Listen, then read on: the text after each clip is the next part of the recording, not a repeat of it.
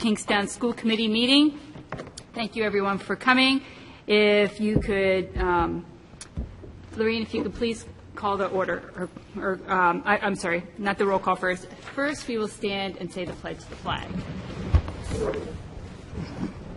I pledge allegiance to the flag of the United States of America and to the republic for which it stands, one nation, under God, indivisible, with liberty and justice for all. Okay, I'm going to ask that everybody not sit down, and while we're standing, why don't we go ahead and take a moment of silence for Doug Roth, our fellow past school committee member who passed away on Saturday.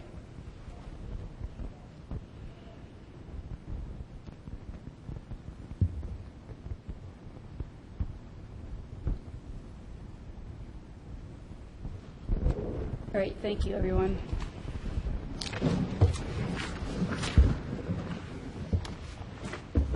For those of you who don't know, Doug's funeral is tomorrow. It's at 9:30 at the church. I don't remember which church in Cranston. I'm sorry, but West Warwick. Oh, okay. Thank you. And then from 4 to 7, there is a get together over at the Quonset O Club for those to remember him also. All right. Lorraine, could you go ahead and do the roll call? Sure. Linda Avanzado. Here. Melvoyd Benson. Here. Larry Cerisi. Here. William Mudge. Kimberly Page. Here. Joe Thompson. Here, and it's tomorrow morning at 9:30, Mass at St. Joseph's, 854 Providence Street in West Warwick. Thank you. Richard Welsh. Here. Julia Held. Student representative. Thank you. Thank you. Lorraine, could you go ahead and go over the calendar with us?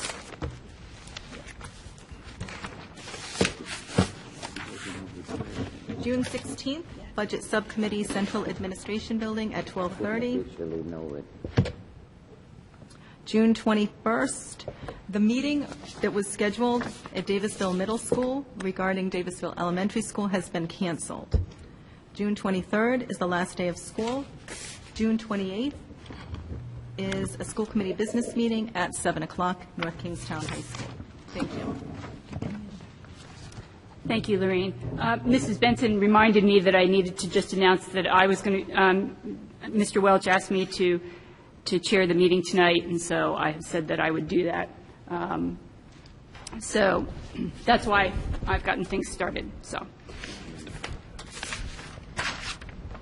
Oh, I thought you were going to pray today. no, I'm just running the meeting for tonight. Oh, okay. All right, the next thing we have up is correspondence. Does anybody have any correspondence? All right, if nobody else has correspondence, I do. Some of this is a little bit old correspondence, but important anyway. I received correspondence from Louise Danette asking us to recognize Deb Caramonte, who has been 7 years, has been the president or the PTO president, or at least chair of the Quinnesset, Susan M. Hensler Quinnesset PTO. Mrs. Danette said that Deb Caramonte has been the glue that bonded their school community together with love, laughter, and hard work. And she will continue as a special member of their PTO. She'd also like to recognize 2 of their dedicated custodians, Bob Russo and Peter Ladd, who have devoted many of their time, talents, above and beyond their duties to the students and staff at Quinnesset. And also they've established a very good rapport with the school community, so she wanted to thank them. I received correspondence from the principal over at Fishing Cove, that their special educator, Meg Manning, had received her master's in reading from Rhode Island College 2 weeks ago. So congratulations to her. And I also received correspondence from Marissa Eisner at DMS saying that they had 2 students who were awarded the Scholar Leader Award on May 17th. And just to tell people what that award means is that it's given out to middle-level educators and their schools, and the students have to show that they exercise influence on their peers in upholding school ideas, contribute ideas to improve the civic life of school, show leadership, respect for others, and many other things, but those are just a few. So it is something that is not too many people receive, but at DMS, Amanda Bednarik and Jacob Eland were the Scholar Leader Awards for over there. And at Wickford Middle School, Terry Merkel emailed me that Megan O'Brien and Carlos Aldretti received the award. So congratulations to those 4 students, because that's not something that is very easy to get. Also, I received correspondence that from Tony Silvera that the Symphonic Band received at the May 21st Band Festival. They received a superior rating and overall won the best concert score with a score of 94. And the last correspondence I received was from Norma Kayaza, and who is here at the music department here at the high school, and she said that they had for the solo and ensemble festival for the state of Rhode Island, they had 13 students who participated in the recital, and 5 of them were North Kingstown High School students. And she said those were involved were Olivia Edwards, Sam Hollister, Helena Tefuri, Lindsay Sampson, and Nick Jorgensen. So congratulations to all of them.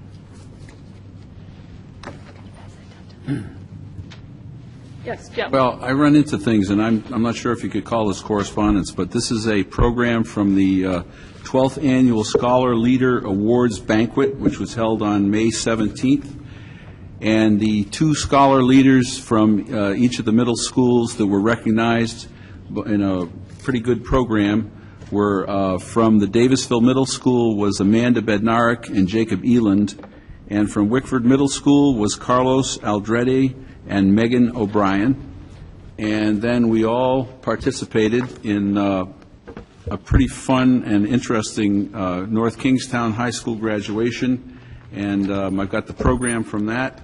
And also, I missed a few important meetings of the school committee because we had a baseball team from North Kingstown High School that went all the way to the finals, and so we were all up in McCoy Stadium for 3 very exciting baseball games, and they gave us such a thrill this year, that team. So I'm looking forward to that again next year.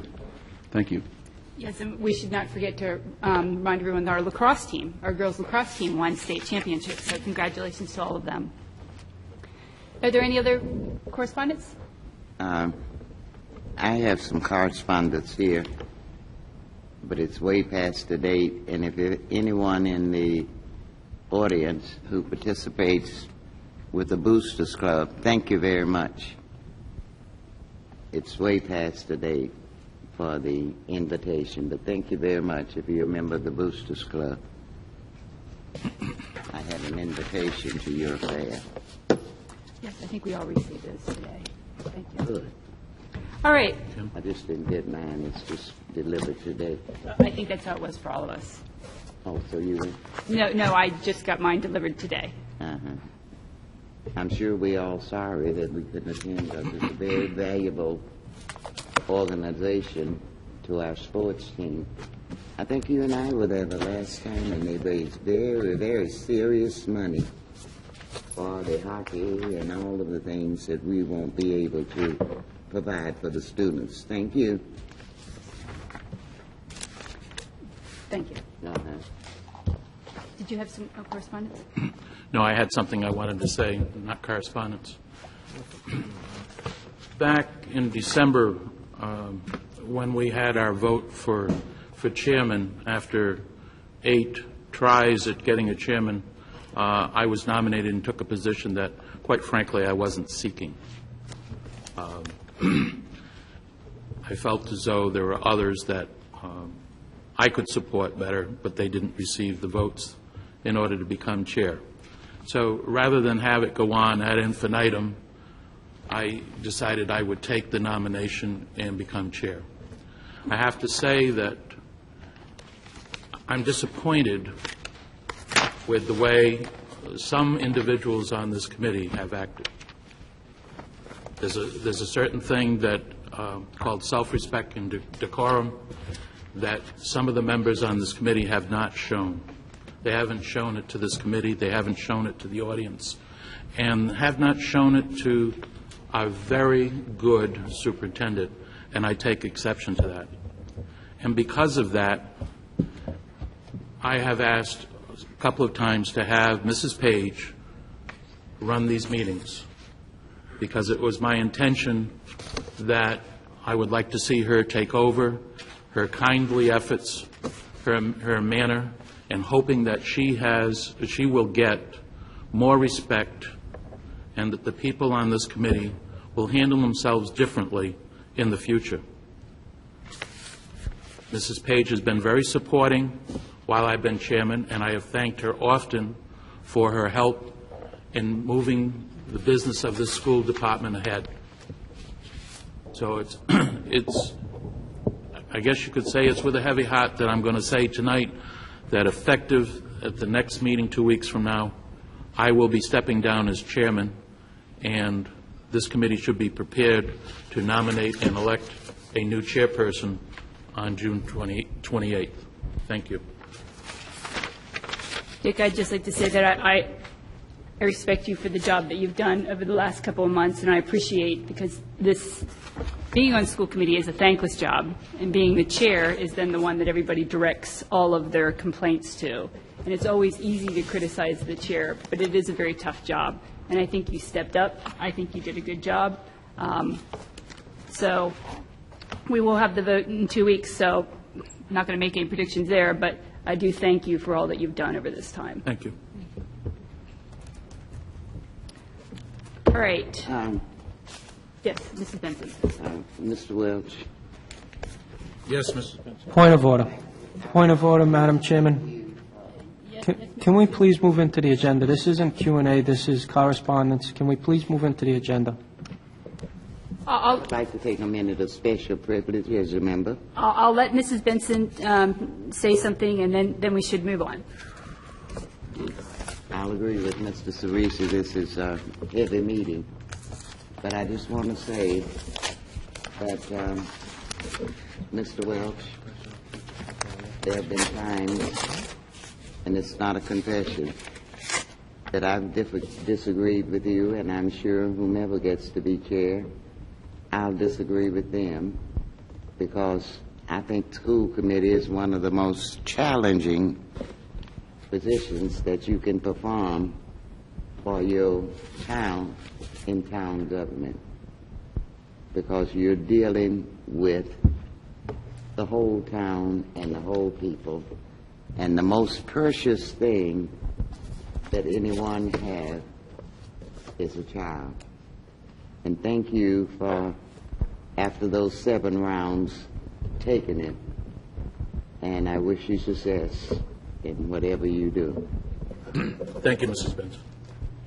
He still will be here, so Yes. he'll still get to voice his opinion. Uh-huh. All right.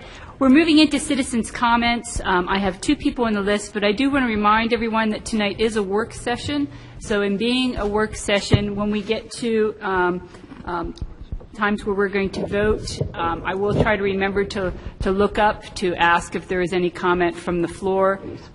It does make our meetings a little longer, but if anybody would like to comment, that is your privilege. So if you see me that I don't recognize you, please just kind of wave your hand a little bit more furiously, and hopefully then you'll catch my eye. It's not that I'm trying to overlook you, it's just that I've been distracted. So I'll apologize ahead of time. But the first 2 people who have signed up here for this portion of citizen comment are Barbara Green, and then after her, it's Justin Romano.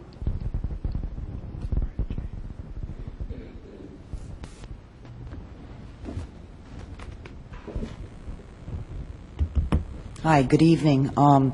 I just wanted to stop in real quick, and I am resigning my position as weekend custodian at the high school effective this coming Sunday. It has been a great job, and I just want to let you all know I have had the opportunity to work with some incredible people during my time at the North Kingstown School Department, and that includes people on the school buses, the contractors, food service, and the custodians. You have some great leaders here, folks, and some very hard workers, and I hope that you'll take that into consideration within the next few weeks. I started as a substitute bus monitor here in January of 1999 and worked my way up to weekend custodian, but now it's time for change. But very grateful for every opportunity I've had to work with all of the people and met some interesting characters, and it's a great job for a parent, and it's so grounding to have your children in the school system and be able to work with them and work with their friends and help people out. It's been great, and the dedication of the staff that you have here in the school system, of your support service, you can't deny it. I came across this program. This was for an athletic awards dinner a couple of weeks ago, and right here, the Faculty Booster Award winner, Joe Fagan. He is a custodian here at the North Kingstown High School. And I can tell you, Joe came to basketball games not because he had to clean the bleachers afterwards or mop up the drinks or anything. Joe came to watch while his wife did all that. He did that of his own volition, and just incredible people. And I just want to thank you all for the opportunity to work here. I'm going to miss a lot of you, but I'll see you around town. And thank you very much. Thank you.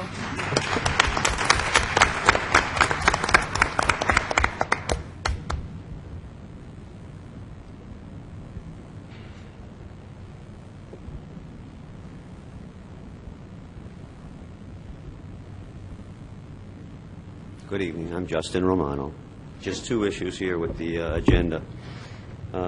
Again, I see the initials RFP all over this agenda. I was here 2 weeks ago, and it just doesn't show good faith that you have in your employees. We see RFP, and we get concerned, to say the least. Every time we see it, it's like, what are we doing wrong? Why do they want to get rid of us? It's the same old thing. It kind of like puts morale down the where. So again, try to limit this. I know you're trying to do your best to save money, but I think, again, the idea with dealing with the people you have is going to be your best asset and your least expensive way to do the jobs, whether it be custodial or minibuses or kitchens or anything to support people do. Thank you for that.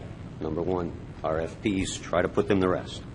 Number two, on the consent agenda, and that's why I want to speak to this, there's salary adjustments, letter I, to be exact. Hard times fall on us all. It's very difficult for me to understand that there's going to be a salary adjustment upwards for virtually anybody at this time. We all have had increased workloads. We have all taken on more and more responsibilities by budget cuts and by people leaving and attrition and by shrinking the forces to save money. We've all bit the bullet. I don't think it's time to give anybody any salary adjustments for virtually any reason right now. I think we should all hunker down and work together. Thank you very much. Thank you.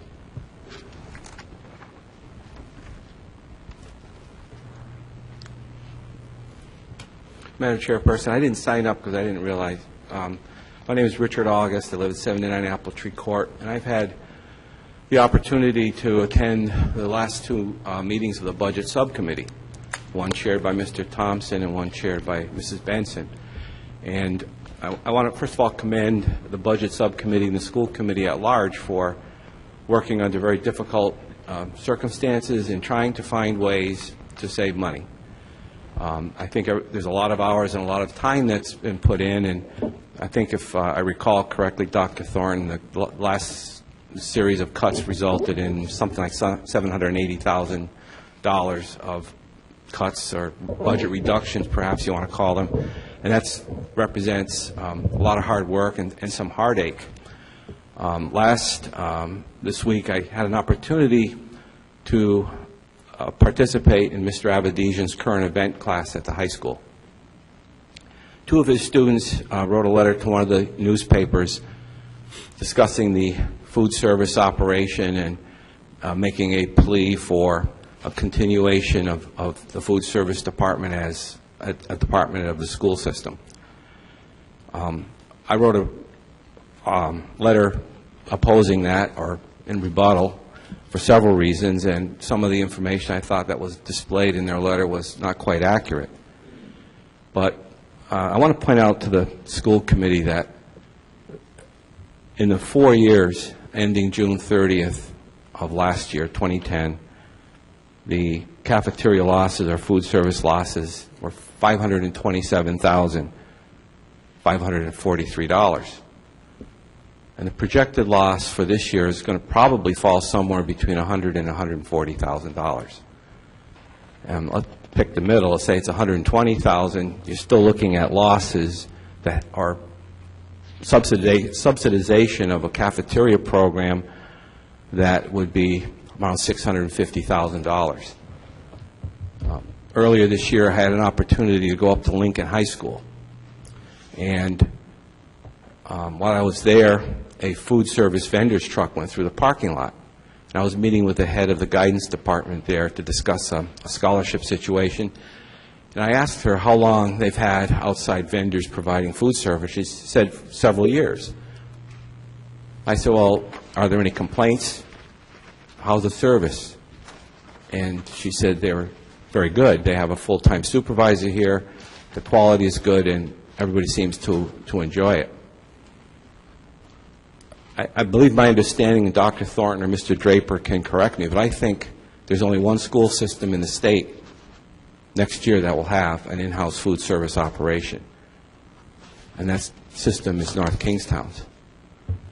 I think it behooves the committee to at least explore the possibility or get some information from vendors. As much as we want to continue to employ local people, and there's no saying that they wouldn't be employed by an outside vendor, but you can't lose $650,000, $700,000 over a 5-year period and then look for cuts in other areas that are desperately needed. For example, I frankly think that given the change in the student population that's occurring, the addition of the social worker that the superintendent proposed earlier will almost probably be necessary in the near future. And I think this behooves the committee to at least explore those possibilities, notwithstanding that there's going to be some discomfort and difficulty with outsourcing a department that now employs part-time people. But this is not a new consideration, because in 2005, the school committee retained an outside consultant to look at the whole school department. And in the report of March 2006, the consultants concluded or observed that it appears the food service department will operate at a significant loss for the foreseeable future. And they concluded the food service department cannot survive under this excess labor weight, because basically we have part-time employees, union employees that are enjoying a full-time benefits package almost. And it just can't continue given today's cost constraints. I think our outside auditors have commented to the audit committee that they see that as an area of concern as well. So I just urge the committee not to close your minds and close the doors and say we can't look at these things. I fully appreciate the gentleman that preceded me, who's a custodian, but everything has to be on the table before we start cutting things that are absolutely vital to the education of our children. And I hope the committee will consider that. Thank you. Thank you. Are there any other citizens' comments? All right, at this time, we'll move on to the next agenda item, which is the superintendent's report. Good evening. Tonight, I'll reserve my comments for the consent agenda, just to focus my thoughts there, if I could. As you can see, the consent is rather lengthy. Part of that is a function of last meeting we didn't get to it, and also end of the year. This typically happens. We have a lot of things that need to get done. Having said that, I'm hoping to give a few remarks to give some light to things that may come up in your mind on consent. First, number 1, 2, and 3 are around technology, and those are ones which I do hope we can approve. One piece speaks to licensing for things like Microsoft Word, Excel. Right now, just so you know, we're out of compliance. Our licenses have expired, so that's kind of where that is.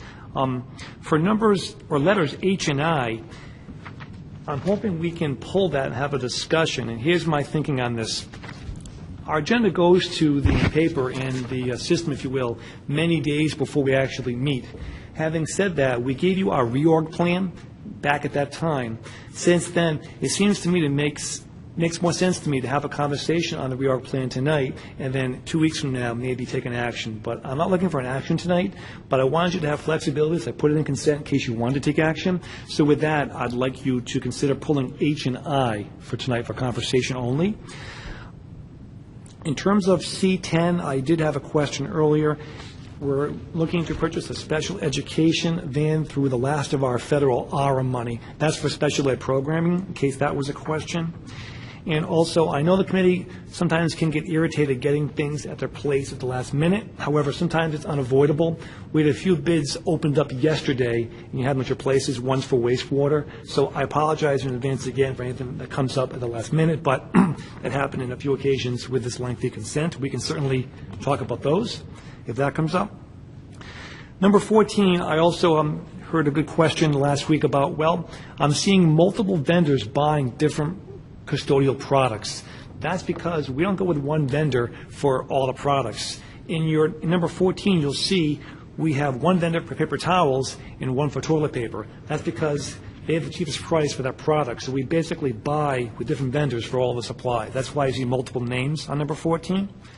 Number 9, as you know, Mrs. Wyndham has come forth before, and she's here tonight again. We're going to talk about 2 pieces around the Fishing Cove Playground. Part 1 being mulch and consent. Part 2, under unfinished business, we're going to talk about the playground itself. So I want you to know that's also a handout at your place tonight. That came in at the 11th hour, if you will. But that is in front of you. Another question I heard raised over my week was, if we purchase supplies for custodial and then we outsource in the future, what happens? If that was to be, you would simply have a reckoning with supplies in that vendor. That's how that would work, in case that comes up. Number 24 may come up. I want to spend a minute on that. SMMA, as you know, is our vendor working on our Phase 2 submission for our facilities. As you know, the state put a hold on our Phase 2 project. Tonight, consent, I'm asking you to authorize SMMA to make the changes needed for RIDE to move forward. The changes can't go over $20,000 in the consent. If we get this done, we're looking for the Board of Regents to hear our plan again in July. If that works, we then have a referendum next fall at some point. So it's still, we're hopeful still it could happen, but we need consent approval for number 24. Lastly, early retirement, I know came up again in the agenda. You'll find the detail, I believe, under the budget 1112. It's page 2 of my latest document. It looks like this. That's the detail of the 7 folks that went. In case that came up, that wasn't in, I believe, the subheading under consent. So with that, I will stop, and we can certainly proceed with questions on consent. Question for the superintendent. Go ahead, Mr. Welch. Dr. Thornton, I asked you regarding the items on the IT to contact our consultant for IT, Ellert Associates, and get their opinion on these 3 items. Did that, in fact, take place? Yes, I did that before last meeting, and they did say all 3 purchases made sense at this time to do. Thank you. Question? Yes, Mr. Thompson.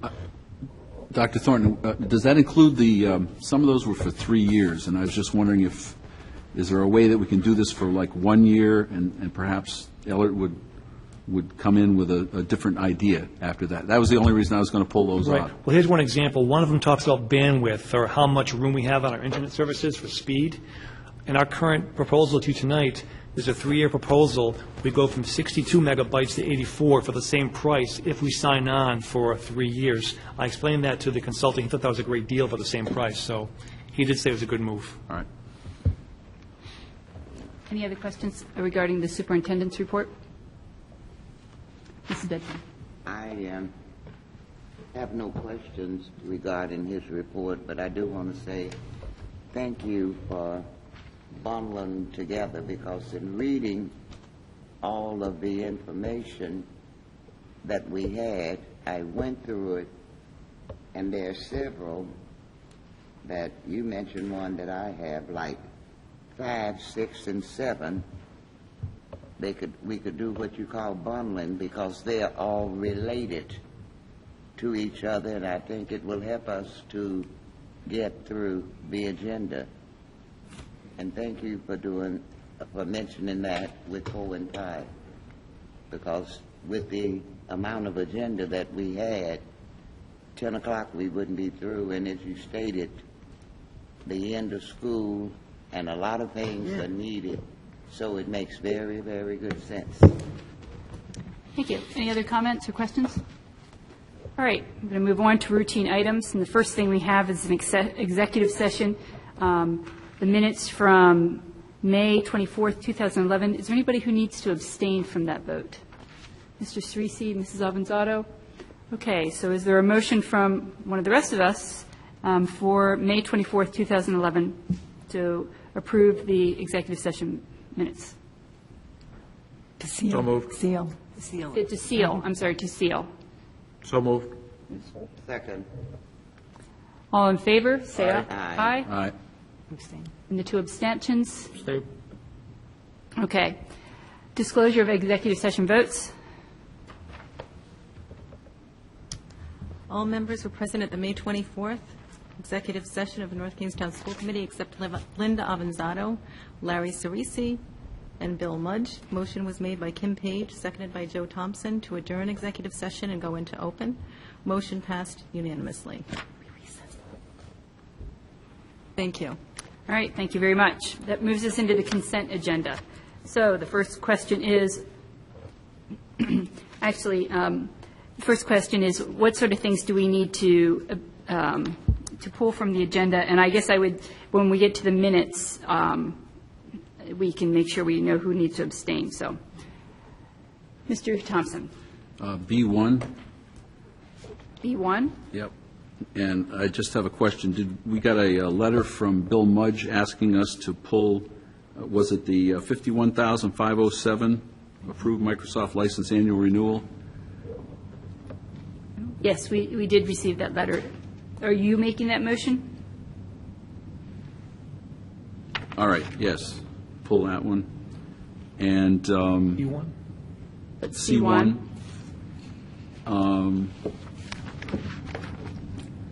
Number 21. 21, the bid 1213 for septic services. And I think it's already been pulled, H and I. Yes, I would say that Dr. Thornton asked those to be pulled. That's it for me. Anybody else have anything to pull from the consent agenda? Mrs. Avanzato? Yes, I need to exempt B2, That's for tonight. 3, and 4, and 5. And if I could just briefly say that I've missed a couple of meetings recently due to some health issues, and that may happen from time to time, and I just want to make it clear publicly in case members of the audience or people have wondered why I haven't been. It's not that I've been just missing them for nothing, so I just wanted to make that clear. Thank you. Thank you for letting us all know that, especially the audience. I don't have any to pull, but... Okay. That's fine. I'm wondering why some are being pulled. That seems very essential to the day-to-day operations of the school. And school is out, but even though we'll have a few months to do it, but I was wondering why certain things... Well, why don't we, when we get to those items, that person who has pulled it, we can make sure that they have a chance to Okay, speak. thank you. That's good. They can give an explanation. Anything else? All right, do I have a motion to approve? Oh, I'm sorry. I'm still trying to get through all of this long list. If you could just be patient a moment. But you don't have anything to exempt. Yes. I tried, but... Go ahead, pick on the former chair, almost. You're still chair, Dick. I said almost.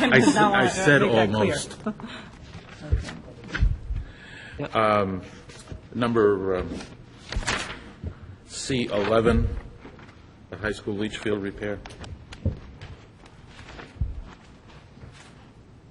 That's 11, okay. Number C18, the gym floor refinishing.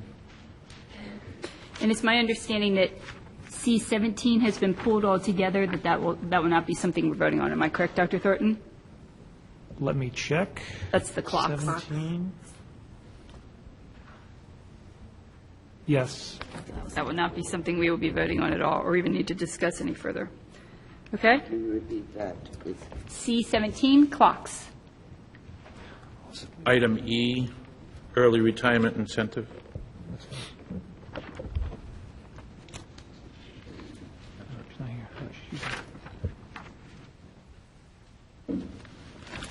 And that's it for me.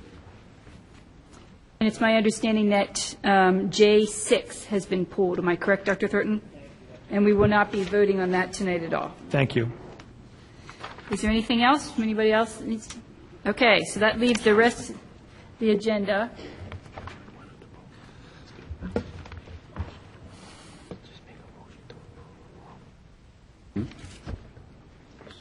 I did. Oh, you did do that? Okay. 21?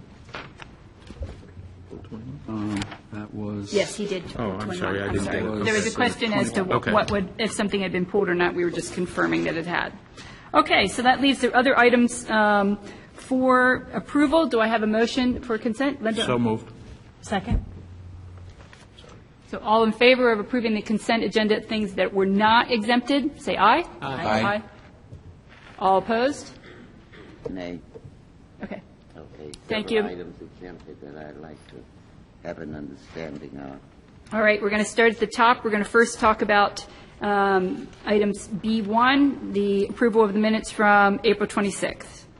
Mr. Thompson. April 26th, that night, we have in the packet the minutes of the meeting of April 26th, and the vote was taken on the Jamestown contract, and it indicates that my vote was yes, and my vote was actually was not a vote at all, because at the time I was struck speechless by the fact that we were being asked to vote on a brand-new contract that we had not heard about, and it was brought to us. Point of order?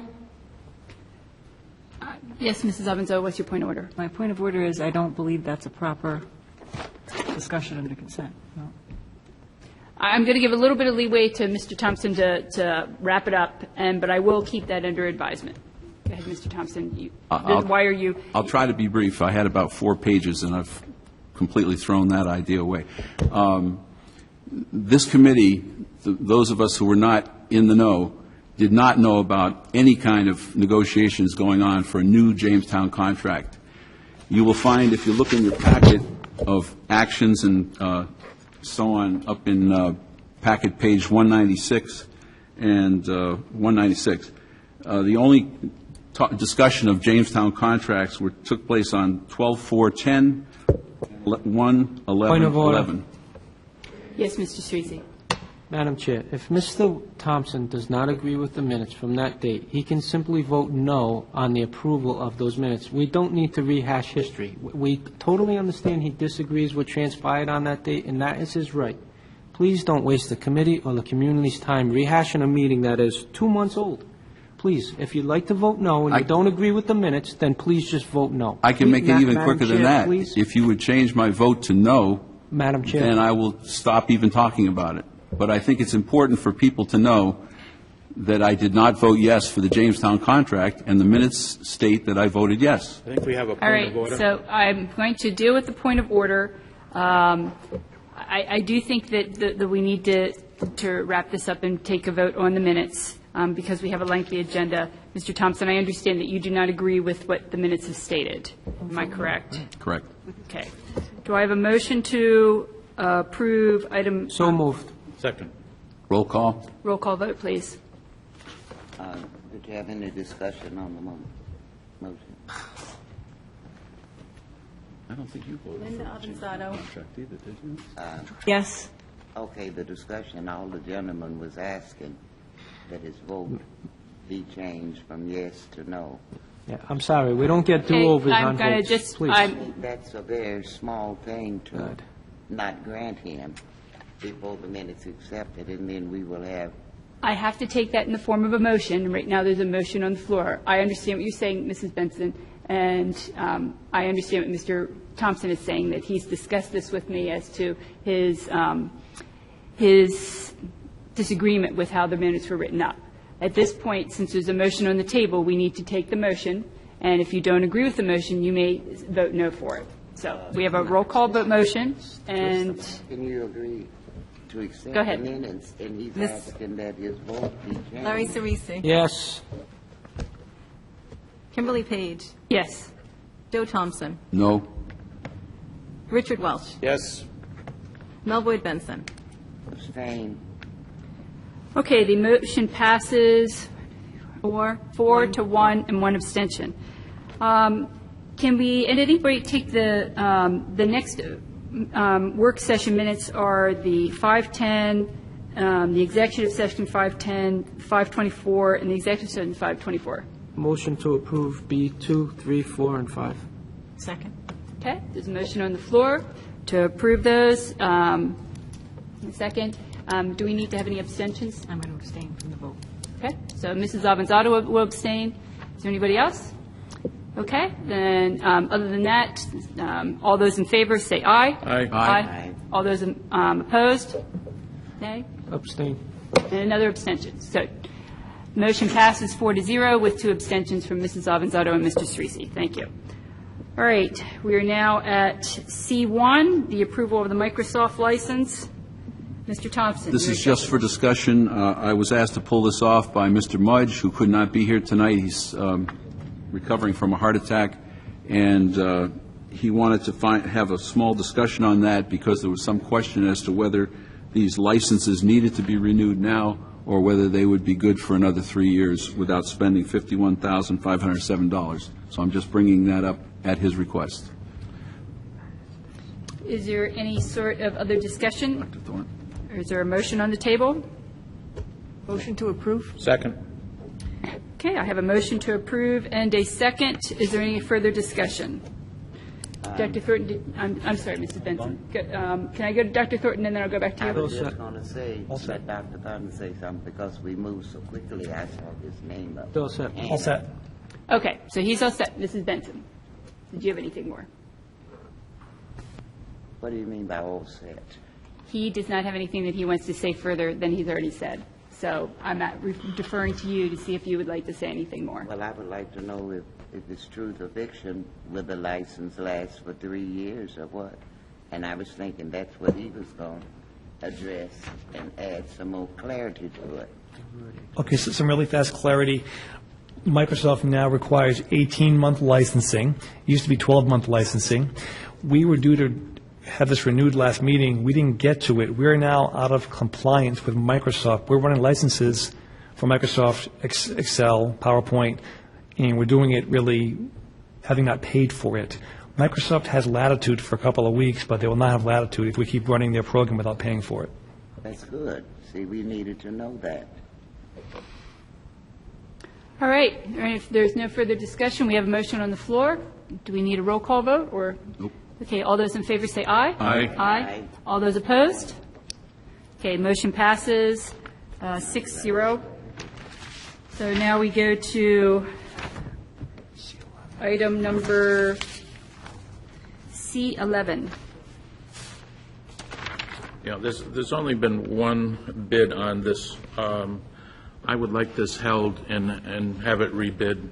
This bid came in higher than the current contractor gave us a price on it back 6-7 months ago. I would like to see this rebid.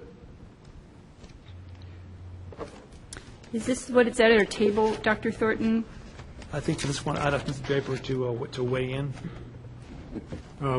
We had a bid specification prepared by GZA Environmental in accordance with the bid specs to do the repair work as well as a review of the system. We did a publicly advertised bid.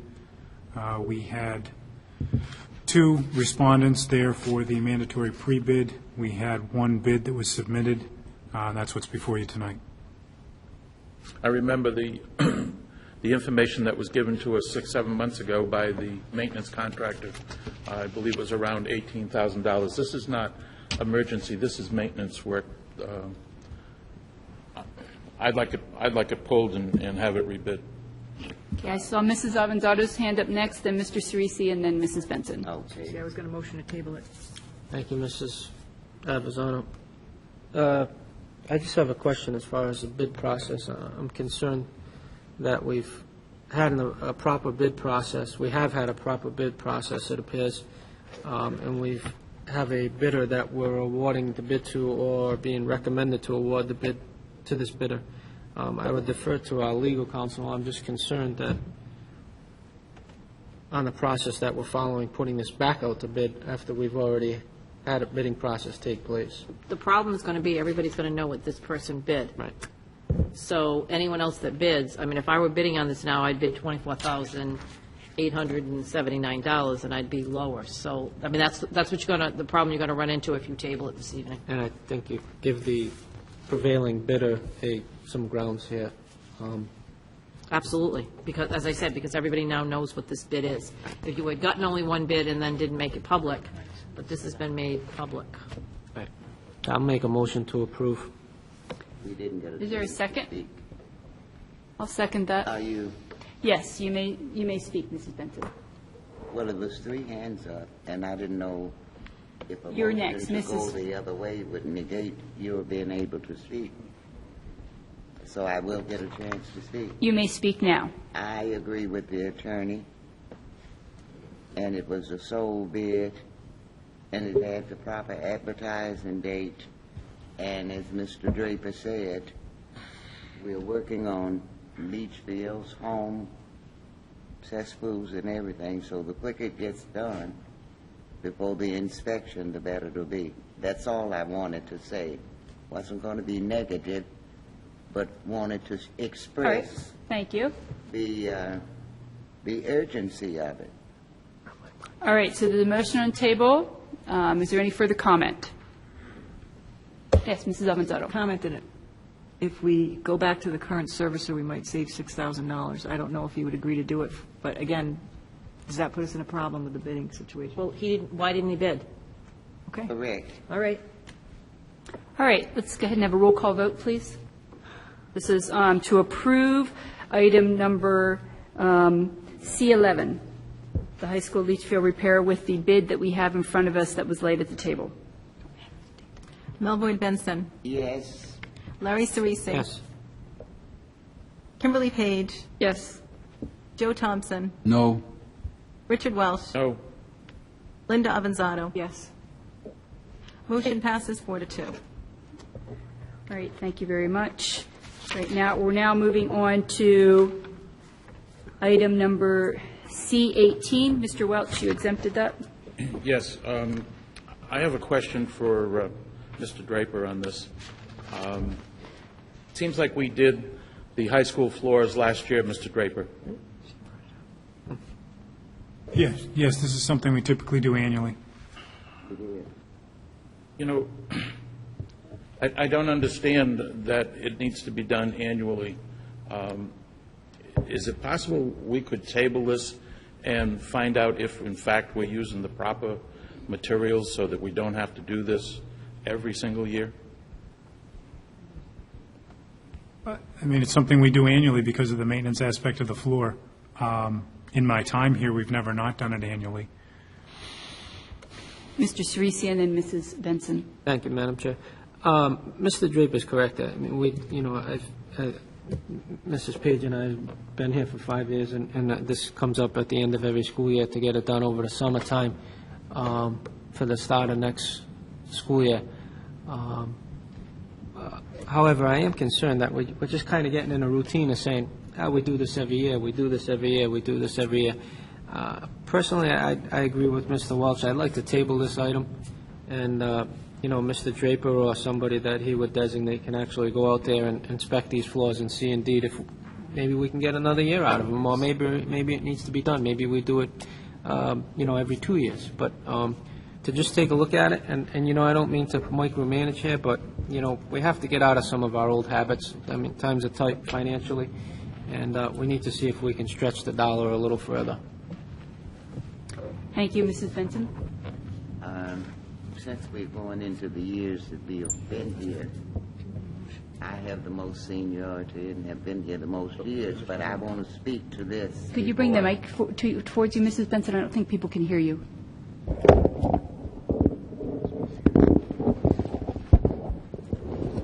Something was prefaced about getting out of the habit of doing it every year. I think my first year on the school committee, we did that. And it's not a thing that you do every year. It's for the sake of doing it, you know, like we change our curtains.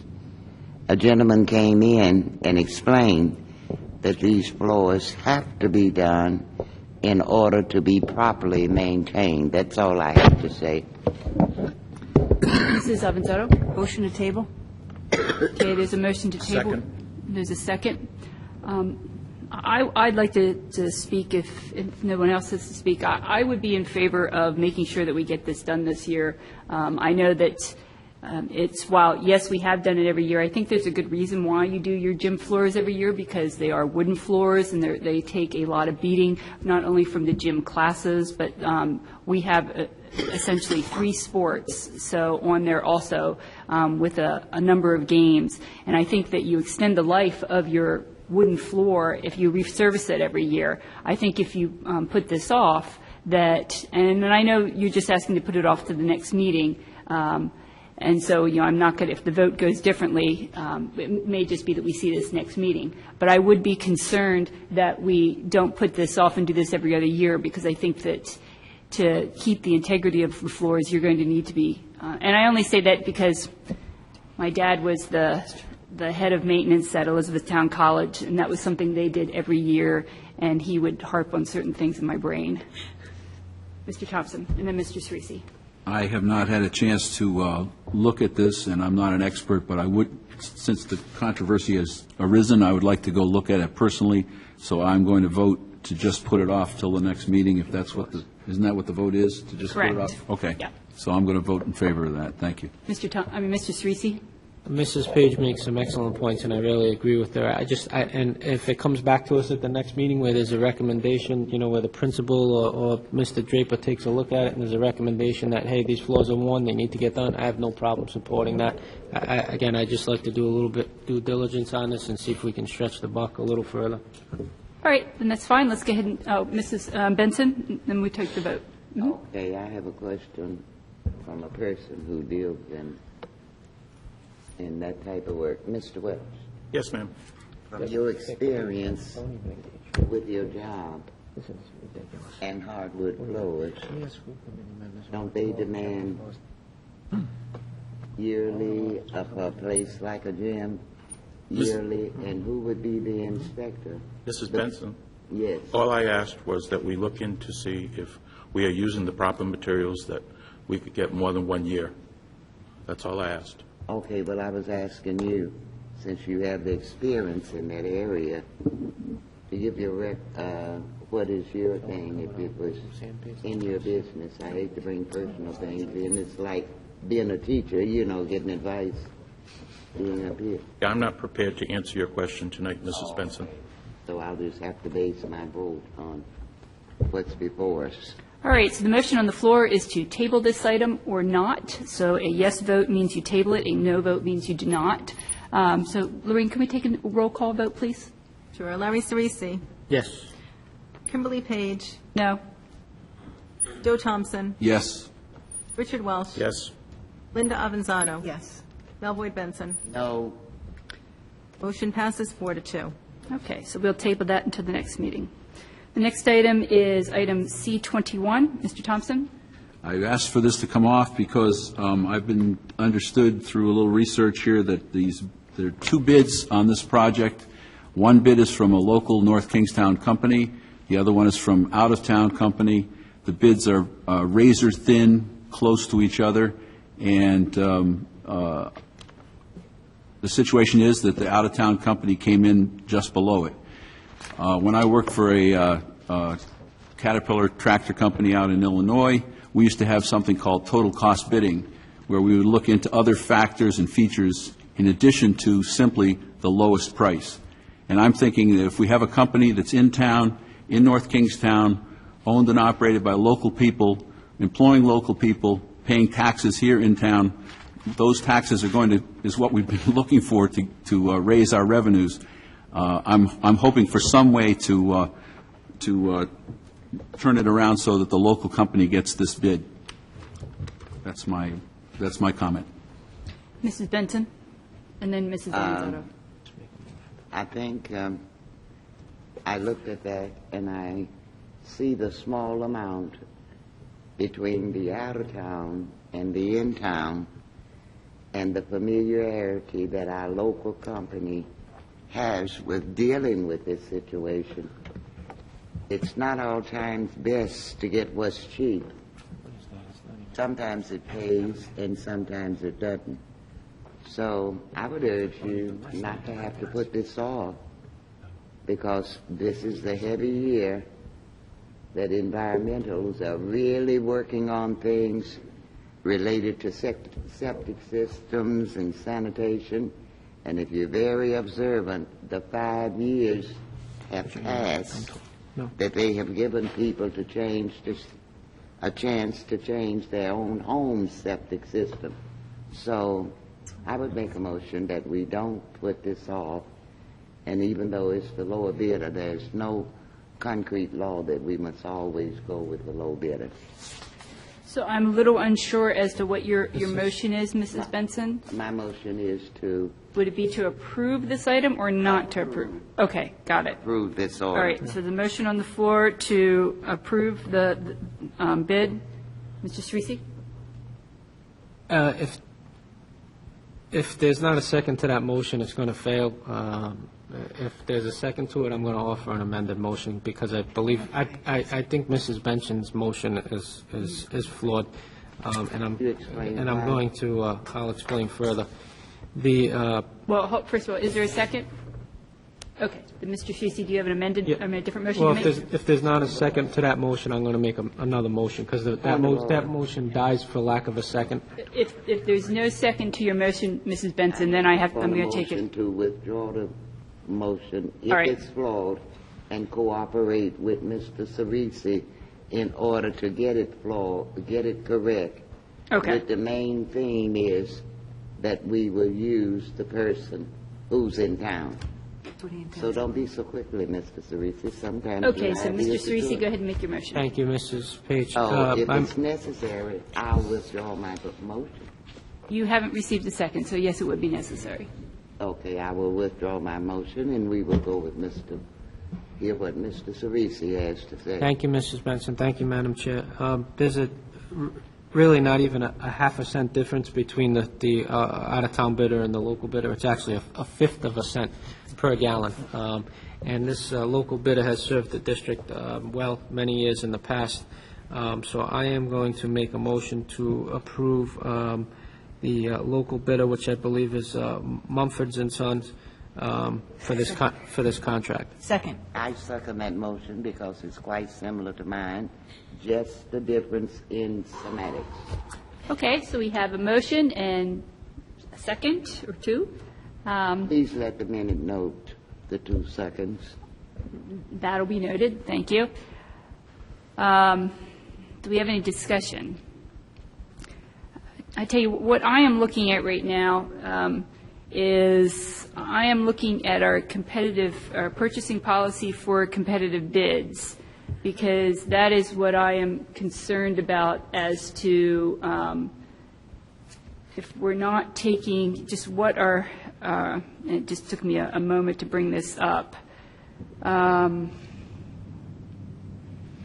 Anybody on the policy committee can help me out. I'm not sure if this is the motion that not the motion, I'm sorry, the policy that I want, because I'm looking at the competitive bidding, and that's just talking about so it might be the purchasing policy that I want. Mrs. Avanzato. I think it may be, but I was going to say, my recollection is that obviously price is one of the primary considerations. It's not the only consideration, particularly where the price difference is so slight, and there are other factors that are significant, and in this case, there are, and that's been put on the record. So I agree with you, price is usually, but when it's half a penny, and there's a... Fifth of a penny, and there's reasons of reliability in prior dealings that have been excellent, and so I think that, I don't think we're bound by a policy to strictly go with the price, lower price. Mrs. Page, may I speak? Yes, Mrs. Benson, you may speak. I think it has been the philosophy of this committee, and I have heard all of us say that it's the difference between a bid in town, a person who's a taxpayer and a businessman in town, that he would receive the edge. And I remember asking questions, would that be like civil service when a serviceman is given extra points? You remember that, Mr. Welch? I think that was your philosophy. Yes, yes. Live in town, do business in town. Ought to do business as local as possible. Absolutely. All right, is there any other discussion? Well, I'd just like to say something. Yes, Mr. I think I can reiterate something that Mr. Cerisi and Mrs. Avisato said about the quality of the highest bidder, not the lowest bidder. And I have asked for some additional information, which I will go along with the vote to have Mr. Mumford's company win the bid. I still would like the information that I've asked for because I think it's relative to, if you will, cement the decision of this committee when they understand the difference between the two bidders. It's not just dollars and cents. And because they are a local taxpayer and an employer of local people, that's all important to me. As a contractor for many years, I have always tried to do business as local as possible because I don't know people outside of the town or outside of the state of Rhode Island, and I'm concerned with unemployment in the state of Rhode Island. Thank you very much. So I have a couple questions since I'm not familiar. I'm familiar with Mr. Mumford's, but I'm not familiar with the other company.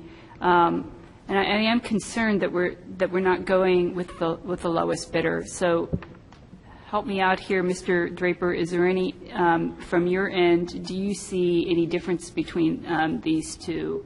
And I guess my next question would be, I take it Mr. Diffley is out of state? No, he's in East Greenwich. Oh, okay. So it's only went down over. The issue is more one of policy. Whatever the school committee wants to select for a bidder, we're typically going to advise you on the lowest bidder, lowest responsive bidder. If the committee's wish is to go with the higher quality bidder, we have absolutely no complaints whatsoever with Mumford Services, and we've always been very happy with everything they've done for us, and we work with them closely on a variety of issues. So it's not a quality-based selection. We based our recommendation on. It was strictly price. If the committee wishes other qualifications to be considered, that's fine. It's the committee's discretion. Mm-hmm. Is there any other comment? No, Mr. Draper answered my comment. I had my hand up. Then I'm just going to comment. I have no problem if the committee wants to go with a local person. I think that's all very good. I think my question, I mean, not my question, my problem will be just a fundamental question of making sure that we do go with the lowest bidder. And so that's why I will be voting no. I don't have anything against Mr. Mumford. His company comes and cleans out my own septic system in my own house. But I'm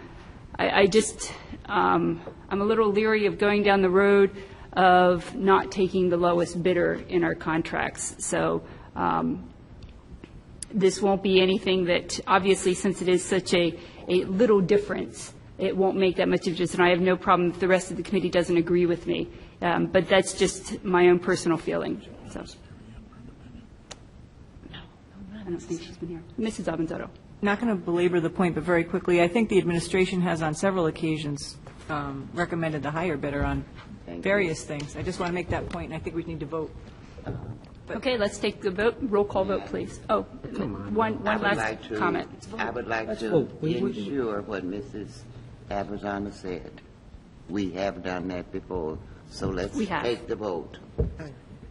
Roll call vote, please. Kimberly Page, No? Joe Thompson, Yes. Richard Welsh, Yes. Linda Avanzado, Yes. Mel Boyd Benson, Yes. Larry Cerisi. Yes. Motion passes 5-1.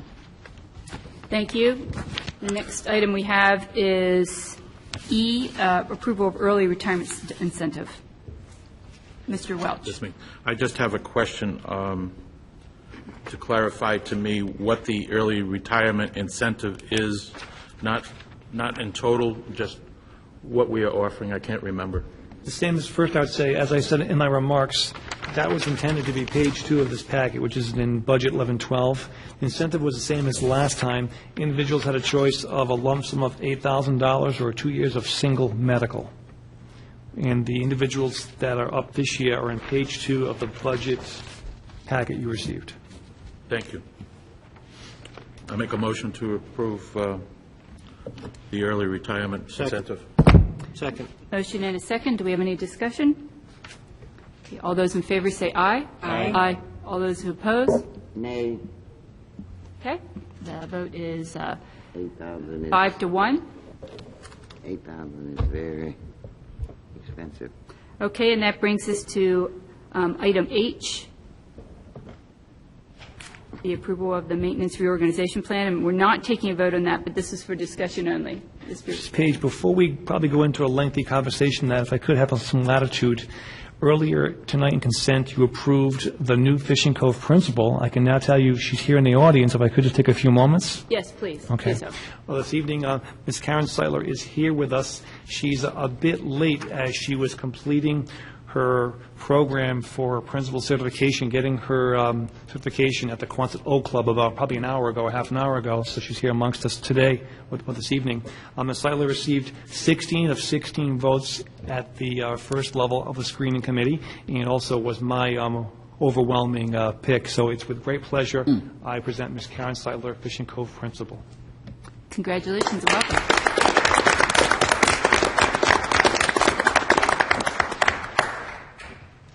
That's it.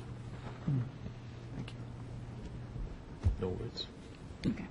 All right, thank you very much. Did you want to go into item Sure. H? For H and I, as I mentioned earlier, we had an early retirement incentive, and back on a Thursday afternoon, I learned that our maintenance supervisor was going to take advantage of that. That gave us an opportunity to rethink how we may organize ourselves. So from that Thursday afternoon on, we started to think about how that could look in North Kingstown by possibly not filling that position. From that, Mr. Draper and myself tried to think about ways we could look at this and not fill the job. In the end, you have an attachment. It's our first thinking on this. As you know, I mentioned earlier, agendas must go to the committee in the packet many days before we actually have a meeting. Having that in place, I put it in consent in case you wanted to act. As I said earlier, I think at this point, I'm thinking conversation only. To highlight what you've read already in the packet, we're looking at several positions where I would like to elevate individuals in ESP, and in that way, we could take on some of the responsibility. The big challenge in doing this is trying to establish fair market value for a position. For example, in this model, we're looking at something we call lead day maintenance. So if you will, this person would be on call in some cases if a boiler was to fail, that kind of thing. So we tried to think about what the fair market value is for that. My proposal for your thinking tonight is $1.75 more an hour equals $3,500 for a year. So to me, having an on-call status at all times for that, to me, seemed like a fair place to start. So that's that conversation. In your chart you have in your handout, you can see we have a piece around Service Response Center. That's essentially a piece of Mr. Cahoon's position. We have a PM maintenance piece, a lead custodial. I believe Mrs. Benson had asked me earlier in budget sub, if we were to outsource in the future, what would happen? That one lead custodial job would have to be reconsidered. The rest of this plan would not be reconsidered. Also, we have in this plan a materials and handling clerk. In a nutshell, what we're saying is, we could reorganize, and I'd be happy to go into great detail now or Thursday in Budget Sub and take you through our thinking on this. At the end of the day, most of these positions are subject to negotiations. We can suggest what we want to do. We can't just do it. However, in the case of Mr. Janelle and Mr. Draper, the committee at some point could take an action. For that, I know the question raised earlier is one that's been raised before, raising the salary of an administrator or a person in GCB. Why would we do that? Well, I'll use Mr. Draper for an example. Mr. Cahoon's position, the middle-level manager, is gone out of the equation. An example happened last week. We're talking about a budget item in my office, and we had a septic failure. Mr. Draper had to leave the meeting and go take care of the septic. He'd now be the person on the roof with the first shift lead person. It could be a weekend, could be a Sunday, could be any time. He's not taking responsibility. It comes to on-call status. That's why I pose an increase of some kind for that position. Likewise, Mr. Janelle would also be now stepping into Mr. Draper's shoes. In some cases, that could be after his normal hours. Say, for example, we're in negotiations for a contract. He'd now be with us with the laptop having those mathematical conversations or flow charts. So to me, that makes sense. Also in this conversation on page 2, I think you'll see we talk about the reorganization including payroll. As you recall, we had a payroll RFP and potentially going out using ADP services. At the end of the day, we believe that would cost us $31,000 more than we're doing right now. So in our reorg plan, we're suggesting that we would only partially fill a clerk in the payroll office and put that into this equation. So in summation, if you were to vote on this in 2 weeks in some shape or form, we believe we can save a substantial part of the maintenance supervisor's position.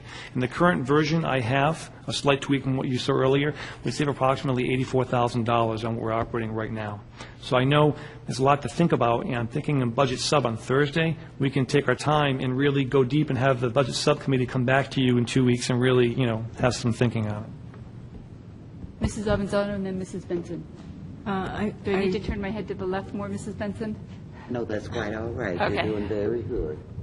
I very much understand what you just said, Dr. Thornton, and in terms of the expansion of duties. However, what was said earlier tonight under citizens' comments by one of our janitors, I thought spoke well to the point also that, as has happened frequently in the last few years, we've expanded people's duties and not always been able to expand the amount of money they're getting, and we just have to be very aware of, particularly employees at the higher end of the scale, and what we're doing with raises, as we just held 7 administrators' contracts to a 0% increase. I realize this is a different situation. I think it'll be good to have another week to mull this over, think about it, and apparently the Budget Subcommittee will be discussing it, which will be helpful. We can hear back from the Budget Subcommittee when we meet again. I don't know, just a few thoughts that I had. Thank you. Mrs. Benson and then Mr. Thompson.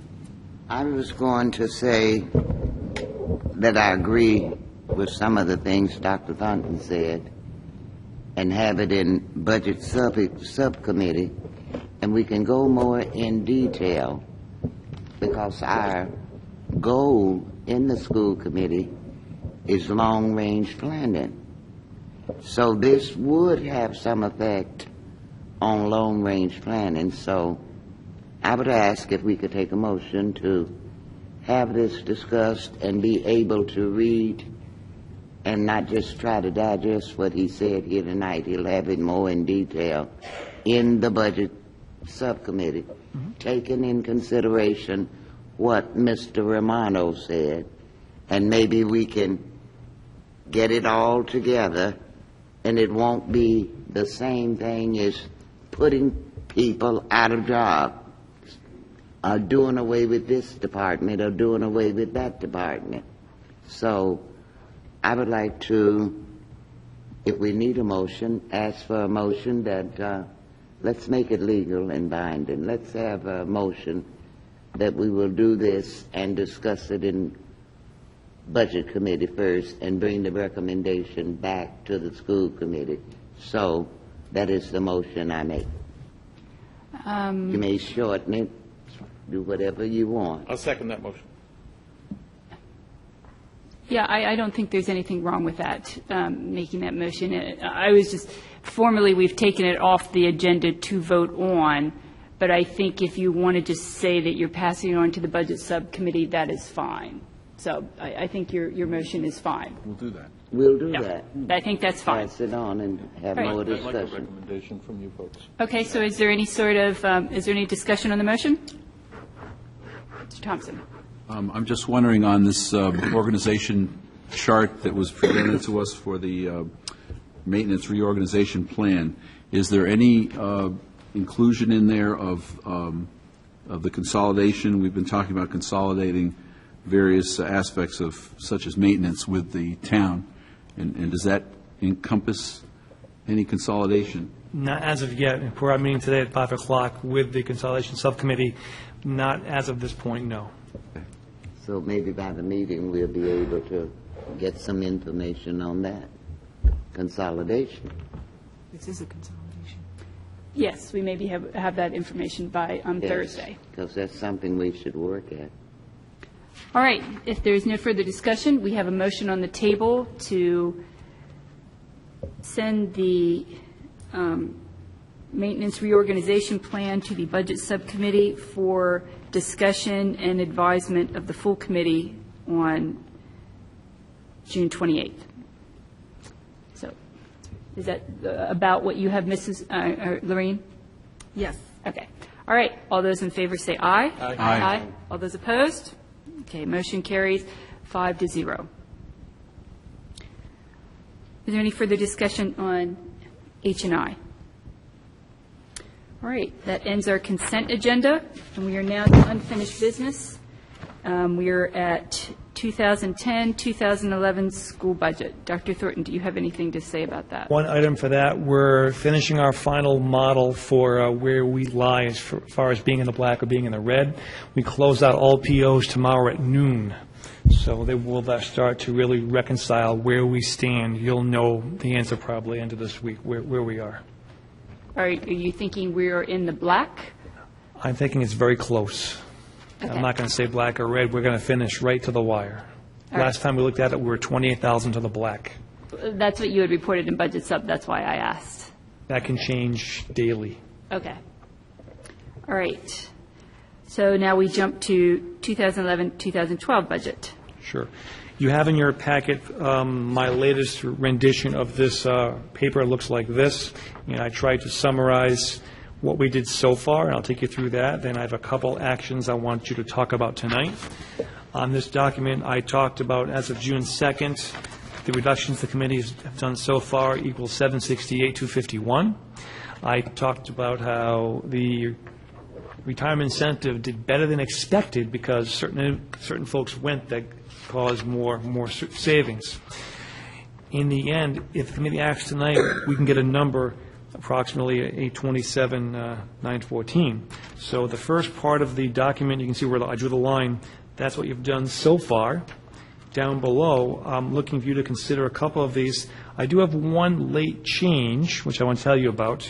If you look at the bottom section, if you will, I had asked you to consider a .2 library reduction at DMS. I want to take that off the table. I had a last-minute thing occur, so please strike that as a recommendation. That's the .2 library DMS reduction. Please strike that. I don't know.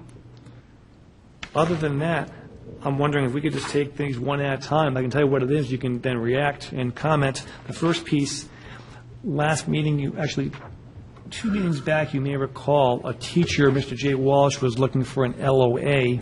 At that meeting, we didn't get to that item. The following day, I received his resignation, and at this point, I'm looking for you to formally accept the resignation. If you do accept it, we'd be saving approximately $47,663. So I'm recommending you do take that resignation officially. Is there a motion for Dr. Thornton's recommendation? So move. Is there a second? Second. All right. I will just say that while I will be voting for this, that was with some reluctance, and that Dr. Jay Walsh is a very good teacher, and we will sorely miss him. Dr. Thompson. I was reminded that at the last Budget Subcommittee, we came up with 2 further cuts that we were going to bring forward. Right. Is this the right time? we'll Okay, take just those after asking. the motion. Right, exactly. I was going to bring those up, Joe, right at the end, All right. as soon as I get to Thank these. you. The second one for your We consideration. have a motion on the table. Oh, I'm sorry. So why don't we go ahead and, all those in favor, say aye. Aye. Aye. All those opposed? Okay, motion passes to approve the resignation of the high school teacher to take out $47,663. The second piece, Wickford Middle School, I'm looking for a reduction of 3.2s, if you will, a .2 reduction in art, .2 PE, and .2 library, totaling 37.5. In talking with the principal, he believes he can get the mission done in being more efficient and effective, so we're looking for 3.2 reductions.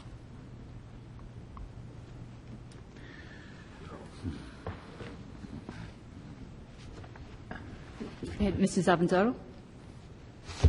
I'll make a motion to approve that reduction. There's a motion to approve. Is there a second? Second. Is there any discussion?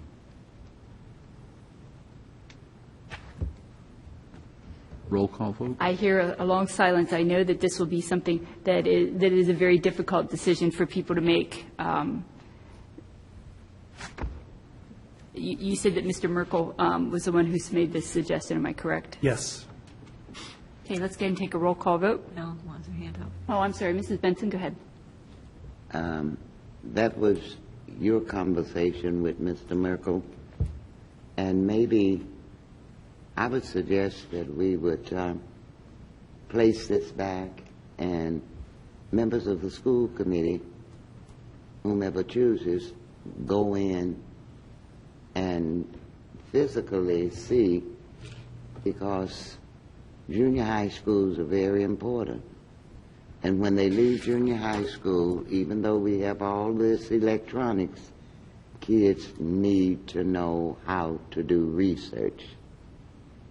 And in reading and doing research on my own related to the test scores, the one thing that they pointed out is when kids use all of the electronics and they are asked to think and do something, let's say their own thinking, there's a missing, and that they do not know how to do research in libraries. And libraries are very, very important, even though we're using our new electronic toys to even short skirt reading Huckleberry Finn, which is a book that all boys and girls should read at a certain age. So I would be very reluctant about removing a library and also the other cuts. I can see a principal agreeing with the superintendent. I would too, Dr. Thurman. So let's look at it realistic, but I think we should think about that. Mr. Thompson? I'm also reluctant to remove this, and I guess I'm going to just say that when we get to the bottom, you're looking at a list that adds up to $840,000, but there's also going to be an additional $75,000 in potential cuts that do not show up on this sheet. So I just want to bring that to the attention of the committee. Mrs. Avanzado? I just want to hear from Dr. Thornton, because I share the concerns that were just voiced, and if there's an offering later on by the budget sub that would alleviate some of these cuts, or could be swapped out for the library cuts, I don't know. Just two thoughts. First, whatever you do, it has to be tonight. We have a job placement day coming up. We can't wait any longer to either do it or don't do it tonight. That's the first piece.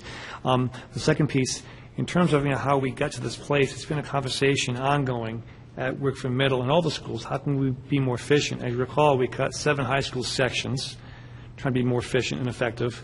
We're looking towards not just this budget year, but the $1.1 million structural deficit we're now working on for next year. We can't be complacent in getting the 713. What we're saying is, even the libraries, I'm assuming right now it's not the art and PE that's the conversation. I'm assuming it's the libraries. I'll start there if I could. The two together. That's not. Okay, so they're all. So let me start with art then. With the art, if Mr. Merkel's telling us he builds a schedule on his wall, he has less kids coming in the door, he can have a .8 art teacher and service every student in Wickford Middle. Why would he have a 1.0? Just to give her another $12,500? He doesn't need the position, the section. So he's saying cut the section. The last teacher contract, we changed from cutting 10 names to the flexibility of cutting 7.5 FTEs in value. That's the conversation. So I've been telling the principals to keep looking for efficiencies because we're looking towards next year's budget conversation, pension, et cetera.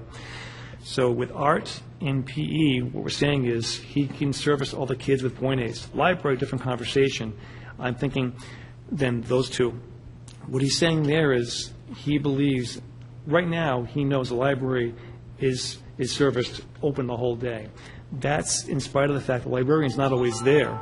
The librarian sometimes has a prep, has a lunch, so learning goes on when the librarian's not there. It would still always be open. The .5 clerk you have now at Wickford Middle would be there when the librarian's not in that location. It'd always be opened. So that's the conversation for those three pieces. Dr. Ajay, I saw your hand up. I just wanted to piggyback on something Dr. Thornton said. This is not that unusual a move in any school district. As a matter of fact, in our own school district, a number of the elementary schools do not have a complete full-time librarian at each school. It just doesn't work out that way. Nor do they have a full-time, a straight number, a whole number of PE teachers and a lot of other teachers, including at the high school. There's usually point something, depending on the enrollment of the school and how many courses over the course of a day need to be taught. So this is not really unusual, something that's already going on in the rest of the district. Mrs. Benson? Dr. Auger and Dr. Thornton is correct, but through the years, we have had struggles. It has always been the library. I taught in this system where we had volunteers. Libraries went from school to school.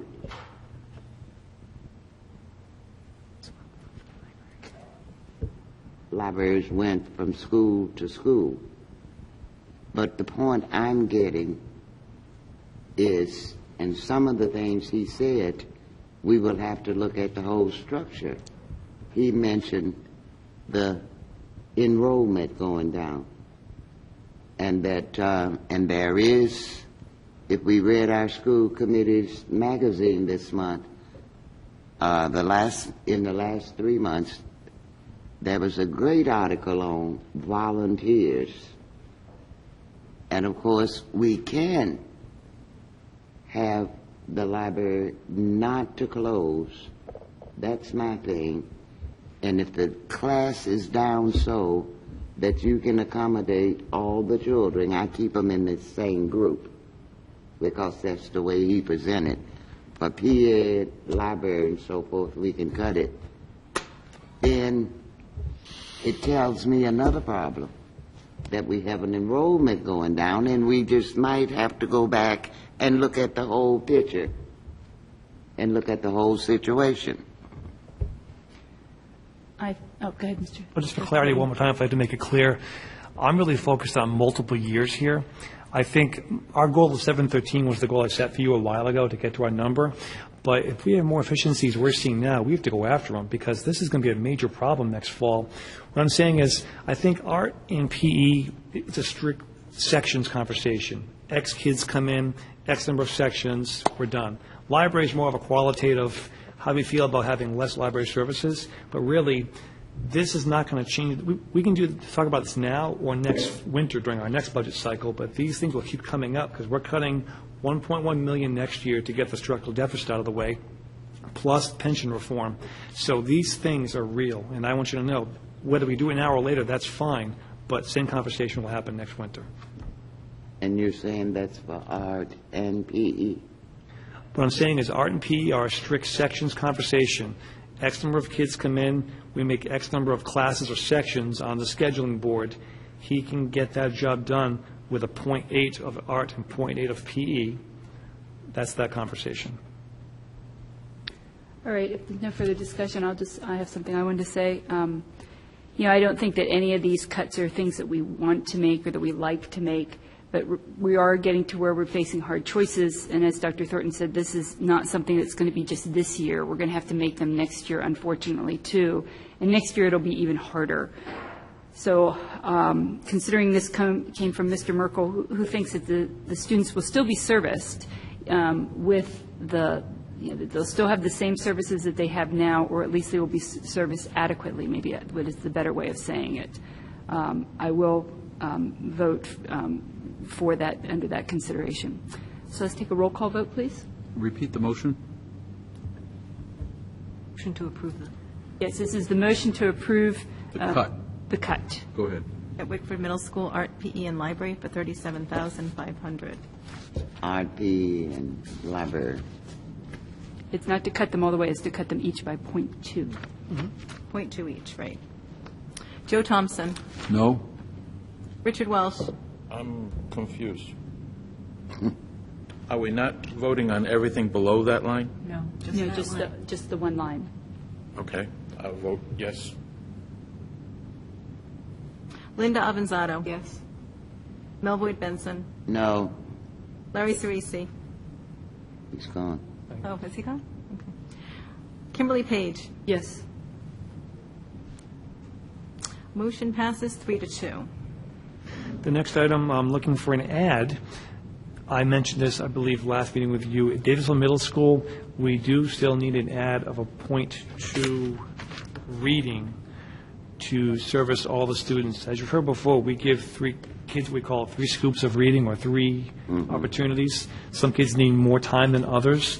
We still believe I need a .2 to service all the students at DMS right now. Motion to approve. I second. Question? Mr. Thompson? We're adding on a .2 and we're reducing the budget 12.5. Is that what we're seeing here, or? I'm modeling here, if you approve this, it's a $12,500 ad. And again, I washed them out at the bottom for you on that sheet, but I'm saying if you did this, you'd add 12.5 to the budget. Got it. So it's merely on the sheet we have, it's perhaps in the wrong column then? Yes. Well, it's highlighted with green. The ads are quite clear on here, Yeah. but... This is a copy. Yes. My apologies for the copy, but I'm trying to tell you it's a wash, but that's an ad for Okay. 12. Okay.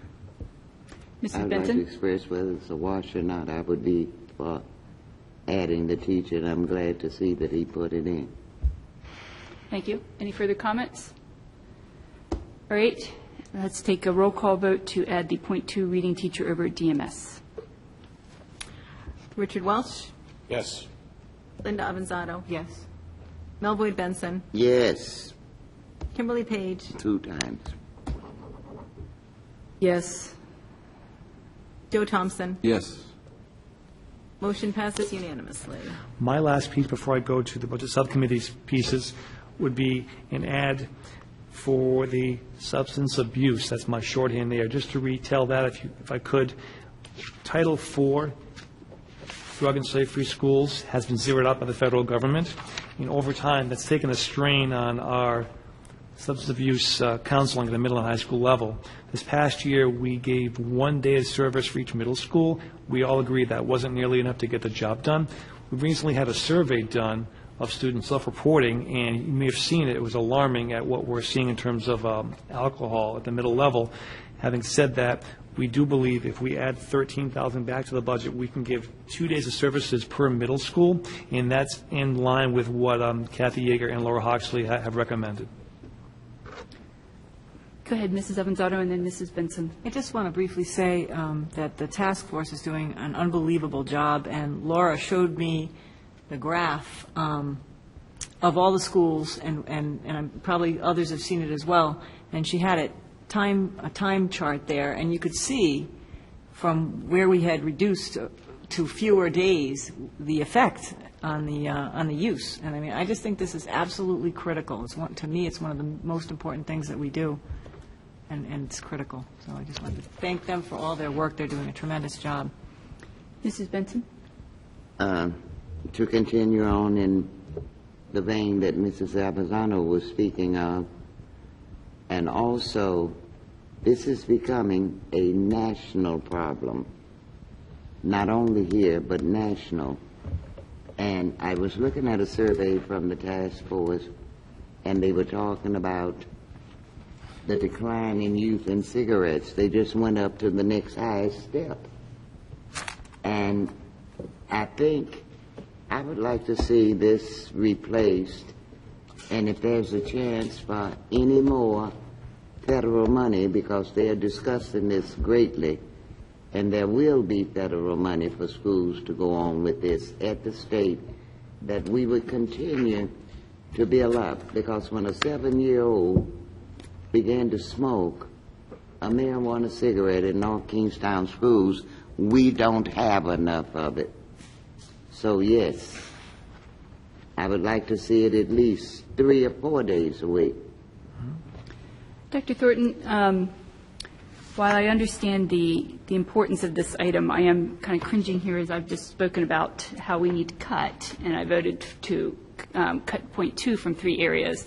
I know that earlier in this budget cycle, you had made a recommendation to not go forward with the extension on the ARC program, and the committee overrode that and put it on anyway. I'm looking at, would you be okay if we made a motion to take back the ARC program, and in its place approve I don't think they're a one-for-one match. Where one's 27, one's 13. Right. But the advantage that would give us is just that it would give us more money that we would be saving. So that's what I would ask, is that, remember, we have to cut, and that was one of the recommendations that you were making a long time ago. Now, I know that Dr. Auger expressed how much he would like that program, but I'm looking at we've just added here point 2 reading, and now we're looking to add substance abuse, and that is kind of difficult in my mind to keep on adding people when we can't go that way. Tough choice to make, but I'd say the answer is yes. So if you did that, you would reduce the ARC to around 14, and that would be this other piece. Yes. So what my suggestion was, and I'd be looking then if there was somebody to make a motion, is basically we'd say we would add the 2 days for substance abuse, but that we would cut the ARC program that we had earlier voted in. Would you mind looking? And I would, Mrs. Benson and Mr. Thompson. I would like to go first because of all the surveys and the research and the things that's coming out of the school. It's the kid who needs the ARC program is the kid that we must work with substance abuse. If a kid is a valedictorian or honor roll student, he knows how to play the field with it. It's the boy or girl in the 10th grade that doesn't get the help, don't see any way he can come out. He's an easy fry. I would not go for bringing the ARC program back, cutting it in order to do substance abuse. Somewhere within our administration and the people we have, we need to research and see if we can get some extra money in here, what you call grants, the grant for drugs, and those type of programs have not been touched. Because I'll leave you with this. It's better to repair a boy than to build a man. Because that man that's being built, that's going to go with these drugs, he's the student that needs help in the school. It's too bad that we all aren't at the same brain level, but I guess there was something interested in why they didn't do it. Because what would we be in? But no, I don't think the ARC program should be cut. It just shouldn't be cut. That's our business, helping children who are slow and helping children who don't get it. We just had graduation. We got to have summer school. I can guarantee you some of those kids that didn't graduate have been in the principal's office about a little bit of drugs or something, so those two can't be cut. I think we will be misusing our mission to educate all children. Thank you. Thank you, Mrs. Benson. I'll call Mr. Thompson, then I did see Dr. Auger's hand up. 2 points. One is about the ARC program. I'm very proud that I voted for the ARC program, and I believe at the time there was some commentary that was made against me because of my bringing teaching and learning into the classroom to help students. And at the same time, the people that made the commentary had voted for, about 2 meetings before that, $1.8 million of top administrators, which I couldn't convince them to pull back. So I really would like to see you not rob the ARC program, not rob these children of the after-school help that they need in order for this school to get off of the watch list and get onto the good list. Having said that, I want to talk a little bit about the substance abuse. I went to a conference at Rhode Island College, Drug-Free and Safe Schools, and I think one of the things I heard was that this is a program where the money that we spend is increased by either grants or some kind of subsidy. So if we're cutting the $13,000, we're not only cutting that money, but we're cutting some additional money. And if someone knows more about it than I do, they can speak to that. But I believe that this is someplace where we get more bang for our buck by spending the $13,000. Thank you. This would be, just a clarification, we would be adding the substance abuse. There is no motion on the table, but that was the talk. So, and we wouldn't be taking anything away from the ARC program that we already have, because we have the ARC program. You're right. It's just, it runs out in June. Right. We had made a motion to extend the ARC program. So with that, I want to give Dr. Auger a chance to speak on that. Yeah, at the last meeting, I was asked about the ARC program, and it is something that I, wanted on the original budget. So that's why, I talked about its value, and I do think it's a very valuable thing. I would, what that $27,000 was an add to the current program that we already have. And I know that we're currently looking at a lot of options for how to do these kinds of after-school tutorial help and that sort of thing, and there are lots of options on the table. I would not be against what Mrs. Page is bringing up tonight, in that including, for the same $27,000, including this, this help with the drug program and including the ARC, but for the $27,000 only, not both altogether. Right, and that would be my proposal. I did have two teachers. I believe we could make that work. The other night I also felt like I did want to support the idea that it is a possibility, that could be a cut. Everything's a really tough cut on this list, and that would be one of them. But when I spoke, it was basically being asked, why is this a good thing? And I still do think it's a good thing. However, I also realize that sometimes you have to cut some things, too, to make ends meet. And I would be a person willing to go along with having this drug counselor and having some improvements to the ARC for that same money, just the $27,000 instead of both of those added together, which would come up to about $40,000 in all. Mrs. Avanzato. Just a couple of quick points. In terms of what we voted on, contracts, we didn't give any raises to those people. You can't just cut people and cut their whole position. So I think this committee did a very responsible thing in not giving raises in this difficult economic times. You can't just cut all your employees. But the second point I want to make is just to reiterate what Dr. Auger just said. It's just prioritizing, and that's what we have to do. All of these things are desirable. We'd like to add every single thing, but we have a superintendent, and that's why we hire him, for his expertise to recommend how the district can work best under the amount of money that we have available to us. And since I'm not an expert, I generally try to take the recommendations, particularly in an area like this, where I think Dr. Thornton and Dr. Auger know what we need to keep us where we are. And if that changes, they'll come back to us with some further recommendations. So that's why I would be inclined, and I'll offer a motion, Kim, to do as you suggested.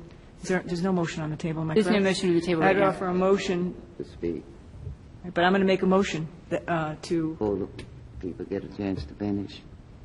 So your motion would be to This motion, Kim. approve the substance abuse counselor but not to extend the ARC program. Precisely. There's a second?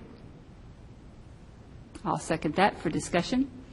Actually, for clarification, if I can get this straight, you already approved 27K of ARC. I think what you're saying here, if I got it right, That's what is I was gonna say. ARC would come down to a 14K increase from 27. The other 13 goes towards this. Is that what we're saying?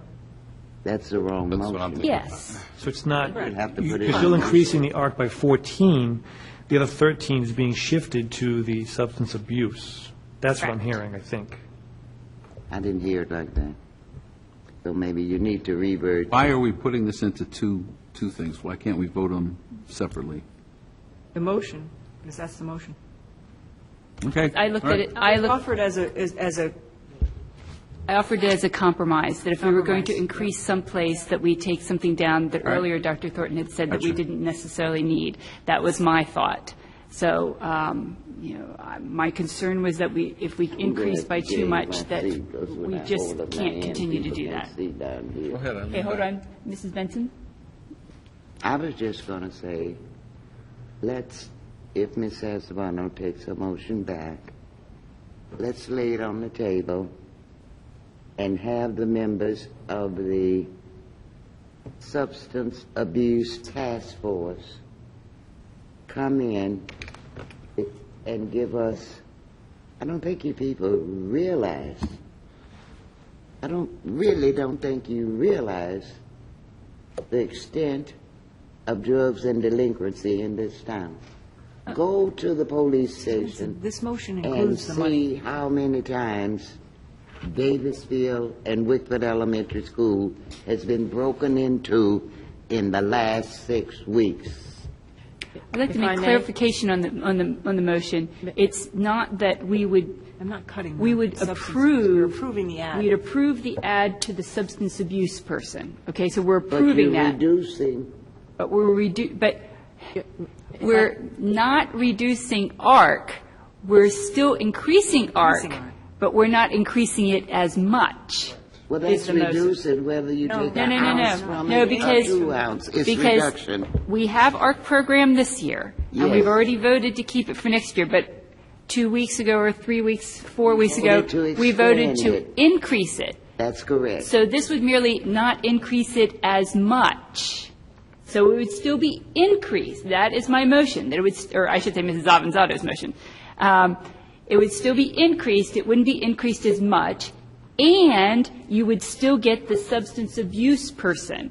This is just merely a compromise. So that is the motion on the table. I would like for her to clarify her motion with as much. What is as much? By the tune of, the ARC would not be increased by, instead of the $27,000 we were going to increase it, it would only be increased by $14,000 instead That's of, cutting it, because 14 and 14 No, no, no, is no, no. 28. no, it's. I'm through. Okay. And you will see the fruits of this tonight. Okay, Nobody can tell you how many boys didn't graduate this year. No, it's not cutting the ARC program, it's just not A increasing cut it is a as cut much. if it's a nickel. Can I ask a Mr. question? Welch, Thank you. Dr. Thornton, Yes, sir. prior to the $27,000, how much money do we have in our, I'll defer to Mr. Draper. I don't have the exact number. I know the ad in my head. I don't know the exact number. Dr. O'J gave it to us at the The ad last was, meeting. the ad was 27,000, and I believe there's a stipend in there for the person who runs it. And then He there's didn't want to know the tutorial. ad. He wanted to know what it ran at this year. I don't have that in my head. just a guess. I want to say it's around 20, 22, somewhere in that ballpark. So we're going to end up with How much? 20, almost $30,000. Yes, you're going to end up with And more what than does that. it take to keep a boy at the ACI? A girl? Plus 22, you're going to end up with 36. Correct. all right, so there's a motion on the table. Is there any further speaking towards the motion? So the motion, Mrs. Benson. I just had a question to ask the curriculum director, superintendent, whomever can do that, and they deal with it.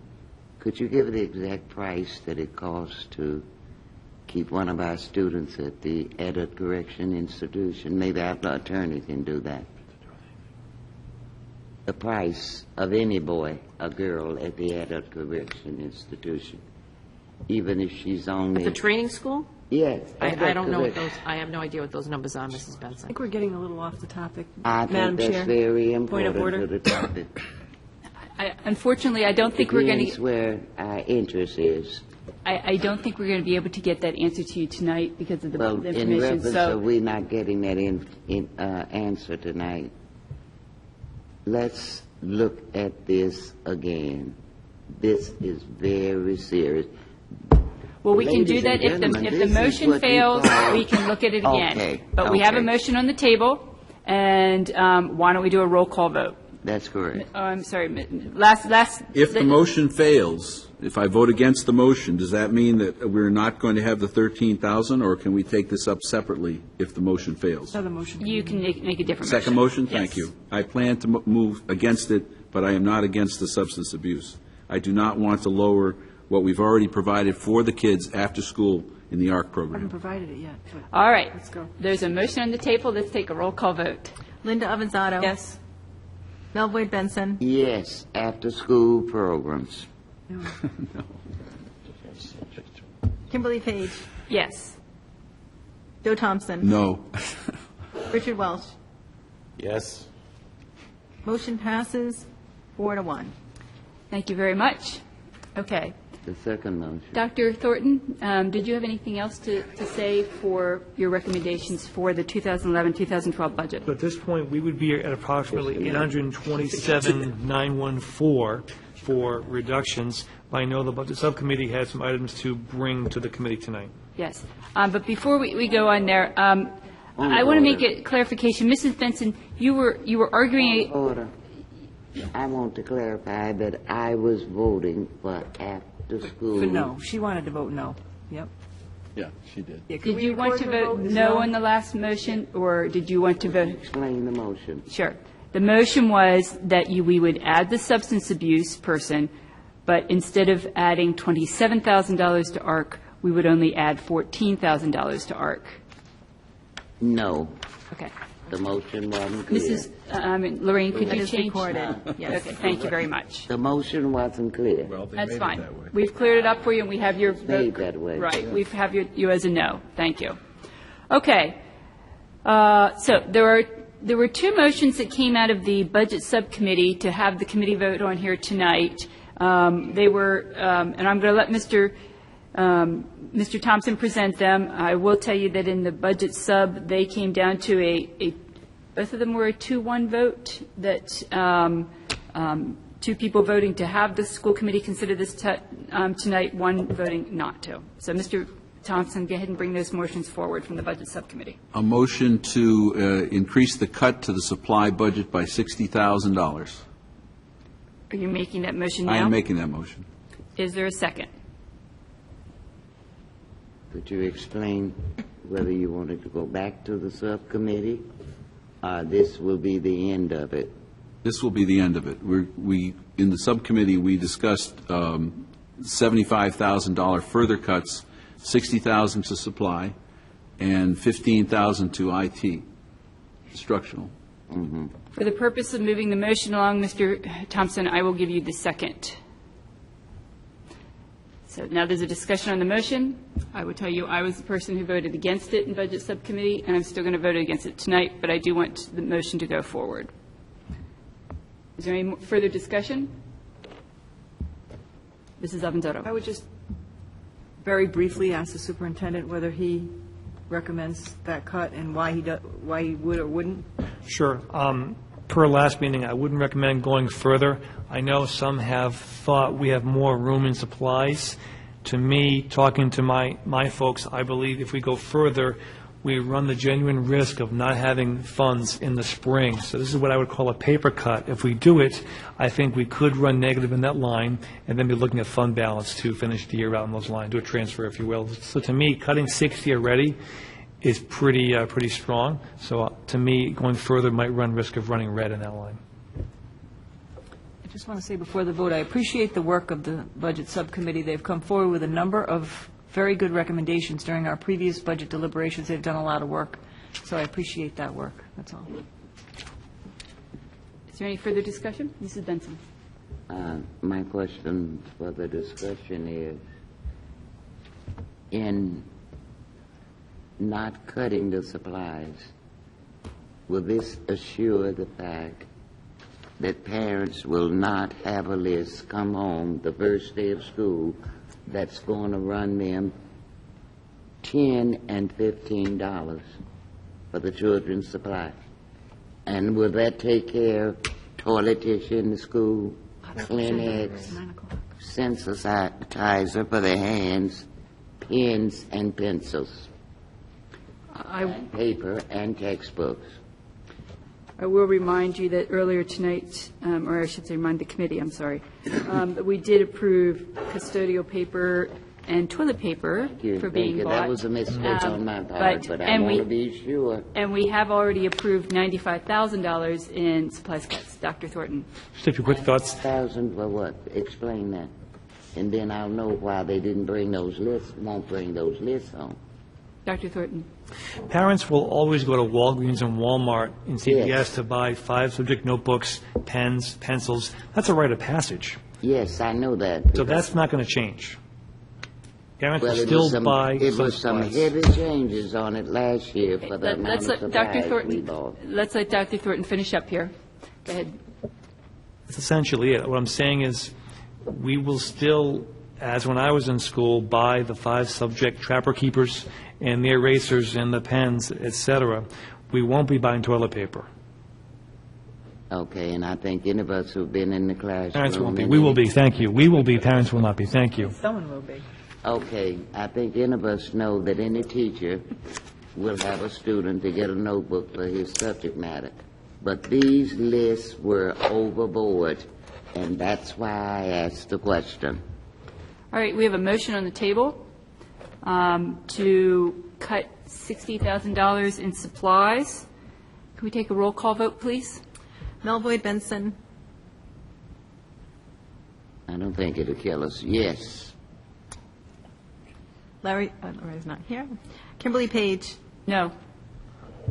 Joe Thompson. Yes. Richard Welsh. No. Linda Avanzado. No. Motion fails 3-2. Okay, there was another motion to come out of subcommittee. Mr. Thompson? Move that the subcommittee recommended the move to cut $15,000 further from IT. Is that a motion? I hope somebody will say what those letters completely stand for. Information technology. Thank you. $15,000. That's the motion. I'll second the motion for conversation. Okay, so there's been a motion and a second. Dr. Thornton, do you want to speak on this first? Sure. And Mrs. Benson, I'll let you. Just for review, in one of our earlier conversations, I told the committee how we took $80K out of tech.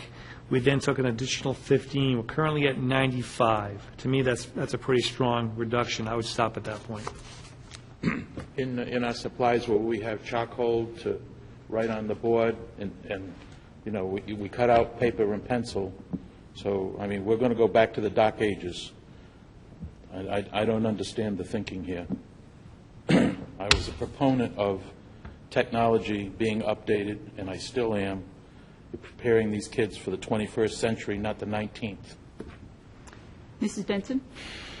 I am for technology, and I think if we read and we listen at the news, and as we keep ourselves fairly intelligent and live in this age, we know we have to have technology.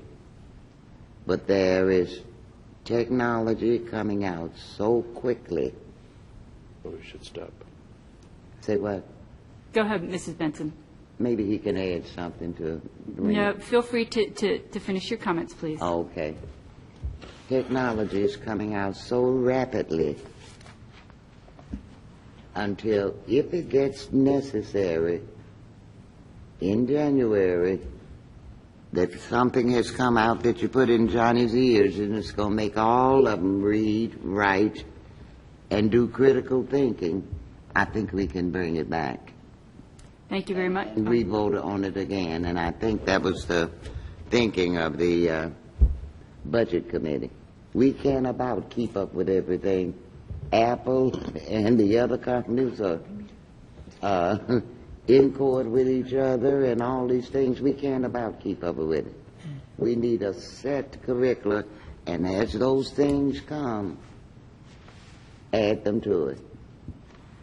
Thank you very much. Mrs. Avanzato? Just very briefly, I just want to point out that we've cut $95,000 from IT this budget year, and we've cut a lot from IT over the past several years. And again, I understand the thinking of the Budget Subcommittee. Every dollar we can find, and there's always a lot of money in IT. But at the same token, Dr. Thornton doesn't recommend going any lower, so I'm not really comfortable doing so. All right, let's go ahead and take a roll call vote, please. Kimberly Page. No. Joe Thompson. Yes. Richard Welsh. No. Linda Avanzato. No? Mel Boyd Benson. Yes. Motion fails 3-2. Thank you very much. If there isn't anything else in the budget cuts, Dr. Thornton, was there anything else that you wanted to talk to under 2011-2012 school budget? No, at this time, I would believe that having reached our 827 number, I believe we are where we need to be. We're actually a little ahead. That's a good thing, because as you know, sometimes things can sneak up on you in the summer. So I think it'd be a good place to be when we reconvene our budget talks, probably in August. Okay, that moves us on to the next item on the 2011-2012 school budget, discussion and possible action on RFP for lunch program. Dr. Thornton? That's, I believe, on per request of members of the committee. My early remarks have not changed. We are the last self-op for lunch program services. I believe it would make sense to get some comps on the lunch program, so I would recommend you put that out. I've been consistent on that. I'll make that motion. I'll give it a second for discussion purposes. Was that a motion or Dr. Thornton's comments? That was a motion by Mr. Welch. He said I'd make that motion. Yeah, I think he's made the motion. Mrs. Avanzato? Motion's on the table. I view this as information gathering. I personally have a lot of concerns about possible outsourcing of food service in particular, but I still believe that we need to do due diligence and gather information. I also think at some later point we should talk about increasing prices for our school lunches. Mr. Cerisi has asked to do a survey, and we can talk about that at a future agenda. But I would support this action. Doesn't mean, and again, for informational purposes. I'll leave it at that. Mr. Thompson? I'd just like to ask for information. How many RFPs have we actually gone out with as we sit here right now? Ned, do you have, how many are different groups of employees in the school? Is it just the custodial, or have we gone out with other RFPs? We had the minibuses, we had the custodial. I think those are the two that the committee authorized. Yeah. That I can think of. I think I'm going to vote against this. Oh, there's payroll too, I'm sorry. Pardon? There's payroll, but that wasn't specific to employment. It was specific to a service. What about regular buses? Not yet. You didn't go out. I've been able to observe the lunch operations, and I have seen how well they are integrated with the school, and I've seen the things that they do for some of our special education students, which are above and beyond, and it's been very impressive. I've also listened to one of our better speakers, who's now been in front of us 3 times, who keeps reminding us that every time we use the word RFP, it throws a chill over the employees. I don't think we're going to go ahead with anything in the immediate future regarding the food service. I would support a small increase in the price of the food, even though the parents themselves would have to pay that. So it's like we're saving them something on the tax side, but we're adding something on the expense side. But at the same time, I'd like to I'd like to digest what we've done so far. I'd like to take the the custodian RFP, go through the custodial bargaining that we're doing right now, and see how everything works out. Because I think if you just keep saying RFP, RFP, RFP, I don't think we're at the point that we need to actually have that information. So that's why I'm going to vote against it. Mrs. Benson? I also will be voting against it because we haven't given the try with the increase in the lunch. We don't have the luxury of having a vocational school at North Kingstown. And the benefit that the lunchroom and the skills, the day when you speak about lunch, it's not only cooking, preparing the food, and so forth. They are learning math, science, and human relationships, dealing with people. So to me, if we could get with some of our children who go to vocational school, they have it in Coventry, but we can't get them there, and have for years, because it's too early, too soon, and too this. I think maybe Dr. Thornton could work with the food service director, and they come up with more ideas to help educate the kids. And it's, you know, cooking used to be a thing that looked down on. But I told the kid when I came to observe, the president of Fleet Bank has to have a meal. And in serving him that meal, you learn many a thing. So I will be voting against out-servicing and the RFP. Mr. Welch? You know,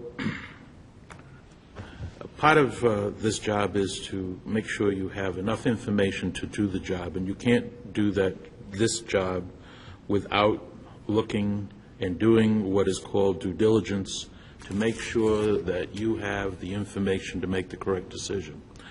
Going out for an RFP is nothing more than gathering information to be able to look at what you're getting and what it would cost you to do it in a different fashion. Nobody loses their job by going out for an RFP.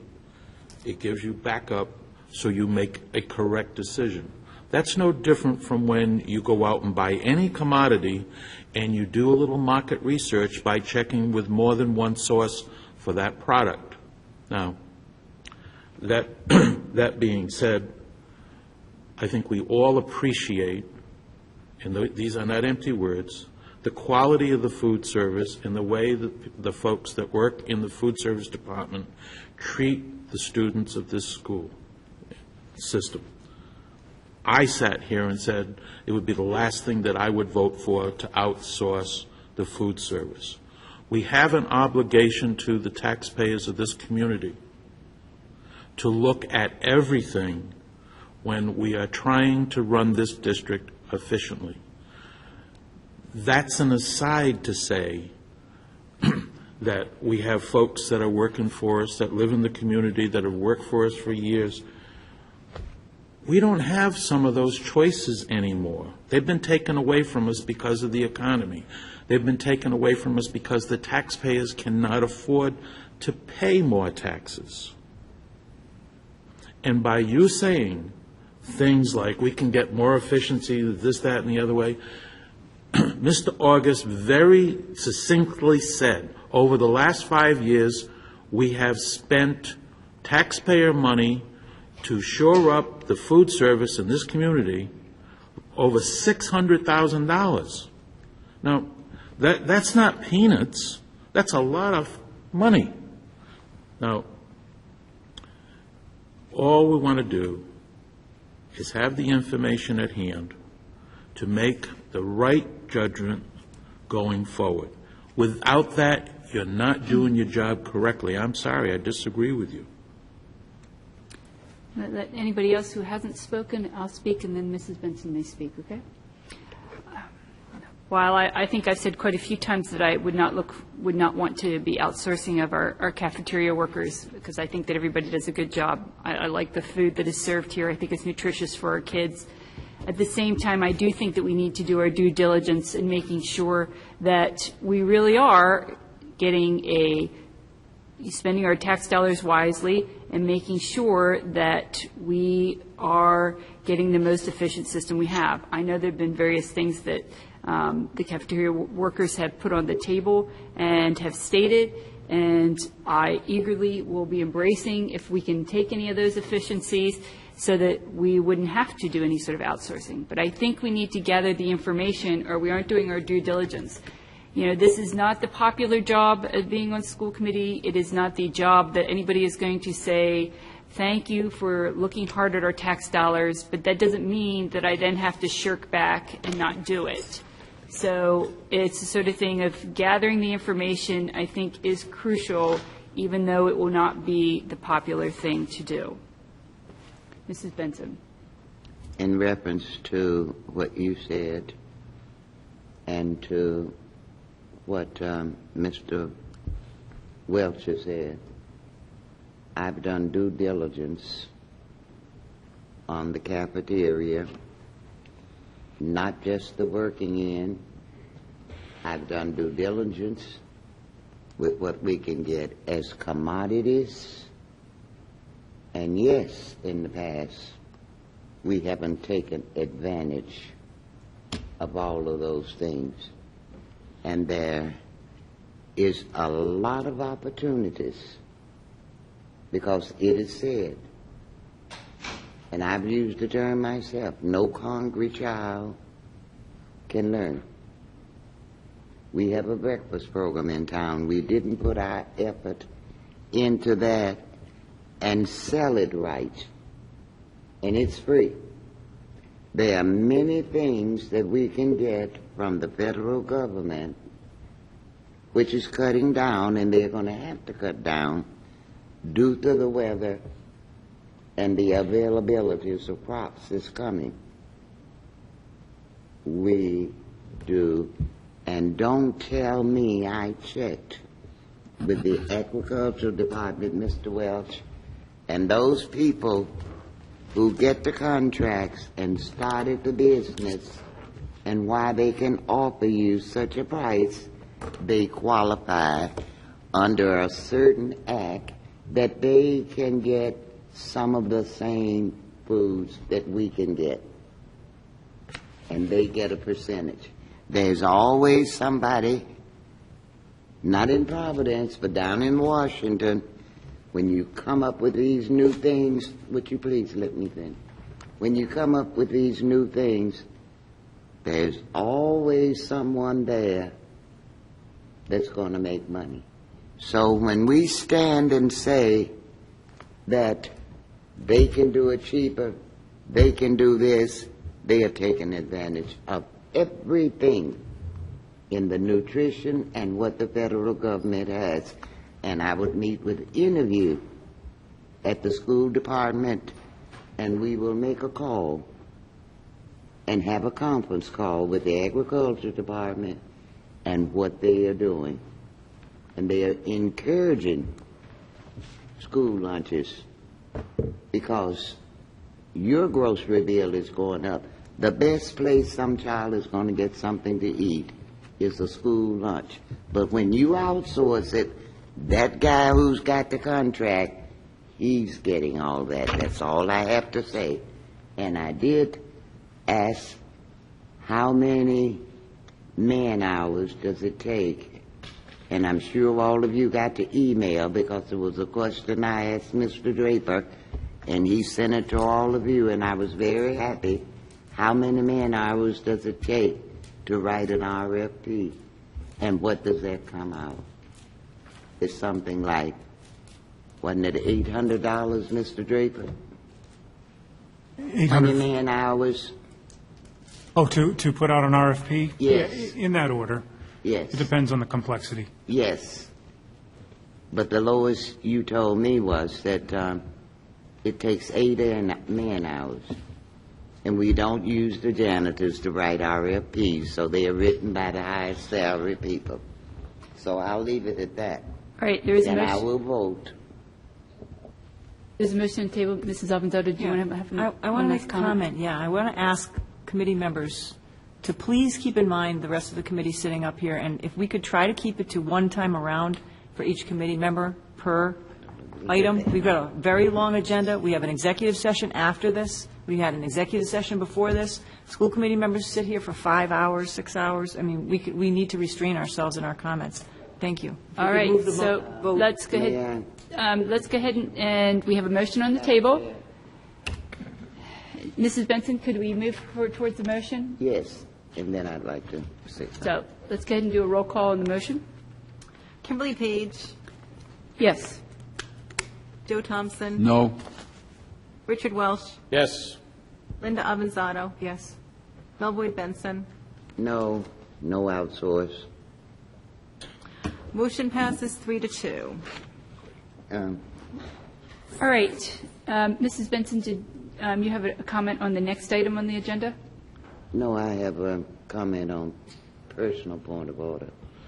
Yes. And the comment I'd like to make, I don't enjoy sitting here till 11, but the business of the school committee is so complex, and you have to deal with it. Let's consider meeting weekly. We do not have enough meetings. Well, we have canceled I the would meeting like for to- next week, as I remember. We have canceled the meeting for next week because we don't have a quorum. So I think we would have a... Next week's meeting was specifically to talk about, I think it was the disposal of Davisville School. I think we were just going to talk about, but anyway, let's Yes, move on. So when you have one We have- meeting that's specifically for one thing that we haven't had a chance to discuss, Let's then make it sure we should stick be to the canceled. agenda. And right now, we have a discussion of possible item regarding RFP for maintenance workers. Dr. Thornton. Yes, on this topic as well, I've been consistent. I do not recommend this as an RFP. I've spoken before about how I believe the current operation is highly effective.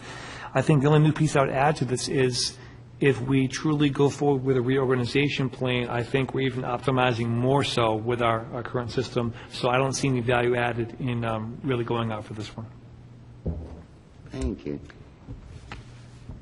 Is there any I further make a motion discussion? that we Mrs. accept. Avanzado? Just repeat what I said previously. For me, it's informational purposes at this point. All right. Do we need a motion to accept Dr. Dunn's recommendation? No, I think I'm not hearing anything. I'm going to move on. CIP and existing bond, future bond. Dr. Thornton. I have nothing at this time. Okay, moving on to minibus bid, estimated difference in in-house operations. That I defer to Mr. Draper. Mr. Draper, the minibus. As we went through the sole respondent to the minibus bid, the only bidder was First Student. They also run the statewide program. There are two rates that comprise the comparison.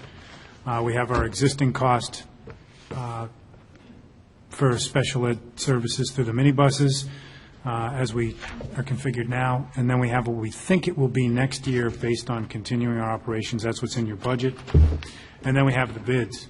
So we took the bid amount, we took samples of bills for surrounding districts for the minibus services through the statewide program. We estimated how many buses and how much equipment we think we'd need based on both that bid and the other bills. We came pretty close in terms of costs. I believe it was within a few $1,000s of what we currently do. The problem I think we will face, and I didn't get too much of this in the analysis, but there's also the qualitative aspect of having it all under one roof. We also have the flexibility if we need a minibus to go someplace, take care of something, it's at our fingertips and we can just do that. It's also integrated with our large bus service so that if we have routes that we can become more efficient by taking a few stops off, maybe being creative with how we assign our equipment, we can do that. we would not have those options if we went with a statewide program. So those estimates are just based on flat rates, not taking advantage of some of the operational things we can do now. Mrs. Avanzato? I just have a couple comments. I have multiple concerns about transportation of special needs students. Very specialized area requiring training, and I have a lot of concerns around that. I've had discussions with a couple of parents who pointed out, and I did speak to Mr. Draper, and this was confirmed for me, that the way the RFP was written would require us to use state transportation for our out-of-district special needs students, if we went with this. And that would potentially result in some extremely long bus rides for special needs students, or at least that's been the experience. Up to 2 hours, 2.5 hours was what I was told anecdotally in some instances. And I just have really a lot of concerns around particularly special needs students. That, I think, is a very, as I said, specialized area that we need to make sure that our people, that it's controlled by us and regulations are complied with, and the state does not have to comply with the same regulations that we do. So I just wanted to make that comment. Mr. Welch? So my understanding is that by going out for this RFP, one of the things that we ascertained, Mr. Draper, is that we're only slightly higher than statewide. Is that correct? Slightly lower. No, you're right, slightly higher.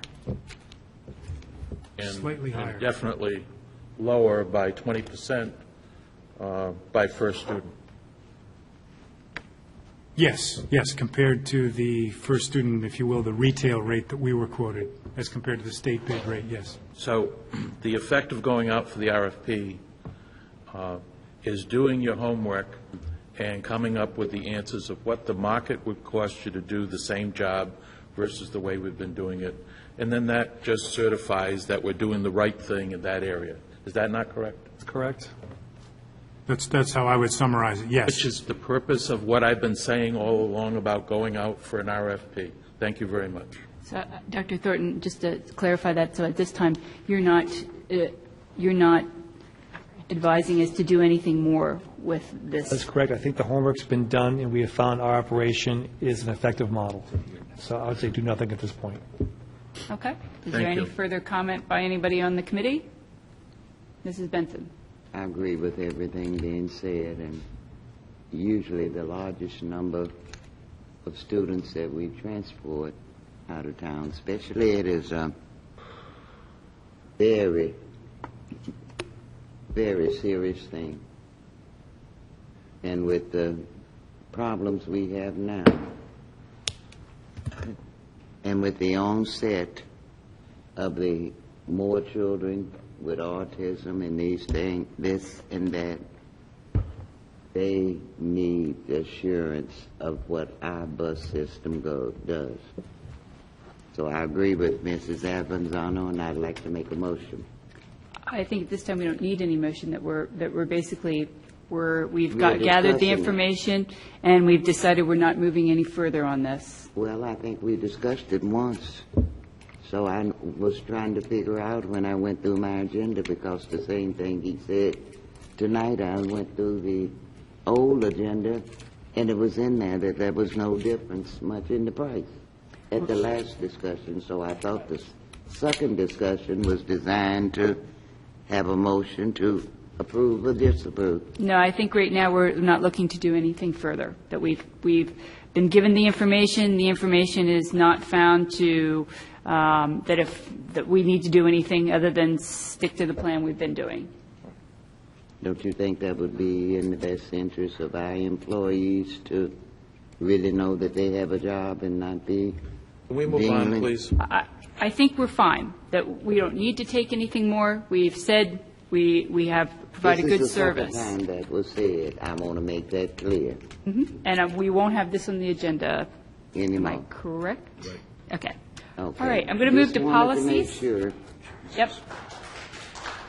Okay, we have a second read today for the ECE High school parking policy, this is where we basically stated that students need to watch the video that we all watched back many months ago, and they would need to make sure that they signed a parking permit contract with the school, and it also lets students know that it is a privilege and not a right. So at this time, I'm looking for a motion to approve ECE. So moved. Second. Okay, any further discussion? No. Okay, all those in favor, say aye. Aye. All those opposed? Great, motion passes. Okay, next policy we have on here is an amendment to the school volunteers, the IJOC. Basically, the only change that has been made is that we said that Dr. Thornton has the final decision-making authority regarding any volunteer. Motion to approve? Second? Any discussion? Okay, all those in favor say aye. Aye. Aye. All those opposed? Great, motion passes. Okay, on the next two things in policy are simply a first read, and I'm sorry, when I flip back and forth, I missed a policy. The first one is a coaching policy, and this we've developed in conjunction with Jim Marcello. It is basically saying that he will do a evaluation on the coaches and once a year, and we did give him some suggestion for tools, but that's not in the policy because we want it to be flexible, that if he needs to change the tool, that he can do that. But all the policy says is that he would do an evaluation on coaches, and it also reiterates the Rhode Island interscholastic rules. So this is just a first read, so we don't need to take a vote on this, but if there's any questions, this is the time to ask. Mr. Thompson. Page 2, paragraph B, you've got Al, North Kingstown. I think you mean all. I'm sorry, that's on page 2? Page 2, the only spelling I came up with. And could you tell It me? says Al, unless we're talking about Al. I think you mean all.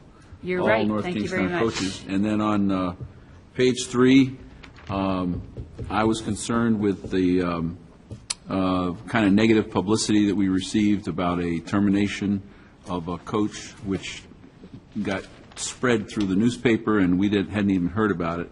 So I would like to have someone consider on dismissal release at the very end, determined by principal athletic director designee and subject to approval of school committee, so that we at least find out about it going in. And I'm just suggesting that. I mean, you can vote it up or down.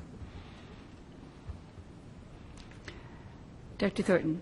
Just one clarification, the coach in question was not renewed, not terminated. What the paper chooses to print with a coach taking part is totally their prerogative, it's freedom of the press. I would also say that it is the superintendent's responsibility to handle personnel issues, and unless they're specific to RIDE, they don't need to come before us.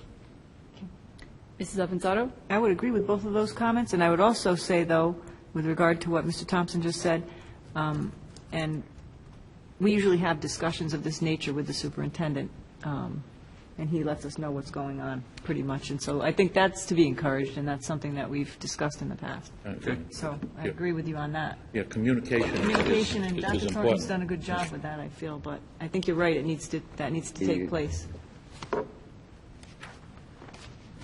So I just want to get a clarification as to Well, it's first our read, right? people. Yeah, this is just a first read, but if we want to make any changes, so I guess I'm a little unsure as to what the committee wants. If they want to keep it, the language on Part V, dismissal release as is, or you want to change it. I'm not sure what I'm hearing. I hear Mr. Thompson saying he wants to change it. If there's a feeling that we should be notified or consulted rather than approval of, I was just bringing that up so that we wouldn't be caught off guard by something that we didn't know about. So am I hearing that we don't want to make any change right now? We just want to make sure that informally that Dr. Thornton will notify us all. Is that what I'm hearing? Mrs. Carroll, could I ask you a question? Yes. Is that stepping over the line to 16.2 responsibilities? Well, school, in terms of a coach, a non-renewal of a coach doesn't have any right to the job. So if the principal, his designee, the athletic director, determine that they're not going to renew the contract of a coach, that's their prerogative. But you do know about it when the renewals come in, when the new coaches get appointed, you'll know who's being appointed, because that does come in front of you. But what they're referring to is dismissal, not non-renewal. Right, but you don't, the cases that you had were a non-renewal, not a dismissal. Right, but in the case of a dismissal. Right, in the case of a dismissal, you usually know about it because something's going wrong that you have to be notified Hey, of. just to clarify, to be consistent with what I've done, whether I think we're talking about a teacher, a janitor, a principal, I think I've shared with you any high-profile dismissals coming your way. That's what I would keep doing. All right. Any further discussion on GCA, the coaching policy? All right. The other policies we have before us tonight for our first read are the new grading policies. I'm sorry. Go ahead, Dr. I just want to brag with this one, take a quick second. I gave Dr. Ogier a goal back in August for a grading policy.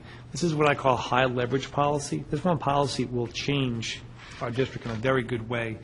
It took Dr. Ogier, I think, 9 versions for the middle school and 7 for the high school, or vice versa. Quite a task, but this really will transform what we do. I'll be happy to probably next meeting when we're a little earlier maybe go into depth, but it's a very, very strong policy for us. Dr. Ogier, would you like to say anything? Sure, I can be pretty brief. The policies at both the middle and the high school have 2 pieces to them, and they're designed to keep us all fair and consistent in the way we go about grading our students, particularly at the middle and the high school. The first piece of the policies deals with the percentage that we give to the kinds of grades for students. For instance, some grades are for things that are formative in nature, a student doing their homework or a student coming to class prepared, and a teacher may reward some points to a student for that kind of thing. Another type of points students will get would be for those summative items, when they take an exam or a test or a major project and they're really showing their learning, more so than, say, a homework assignment where the nature of the assignment is practice. The point of this policy is that the people who teach the same course, no matter what school they're in, no matter where they are in the particular school, would get together before the beginning of the year and have a conversation about how these items should be graded. Do we all assign a paper in 7th grade English? If we do, how much is it worth? Those numbers should be pretty consistent. They don't have to be exactly the same from teacher to teacher, but they should be consistent enough so that our students understand they're taking a course, in the same school system and not for 2 completely different, with 2 completely different sets of criteria. The second part of the policy deals with what we do when students really fail badly or when they just choose not to do work. Right now, depending on who you have for a teacher, that teacher may do a number of different things to work with you, to get you to do that work. It may include a friendly approach of staying after school. Maybe I can help you out, calling your parents. It may include more of a punishment type of approach where I'm going to demand you stay after school, or I'm going to assign extra work, or different kinds of incentives. What this policy would do would make that a consistent approach, that no matter which teacher you have, no matter which school you happen to be in, that when you don't do work, or when you do work that is so bad that you could fail because of this one assignment going so poorly, that no matter which teacher you have, the likelihood is that you're going to get extra help to get that work up to at least a minimal passing grade, and that if things are still going poorly, that your parents will hear about it. If we can do those things on a consistent basis, I am confident that our kids will do better, failure rates will go down, we'll nip a lot of problems in the bud. Over all of my years as an administrator, one of the biggest complaints I've always heard from parents is, my kid failed, and I didn't know enough about it until it was too late.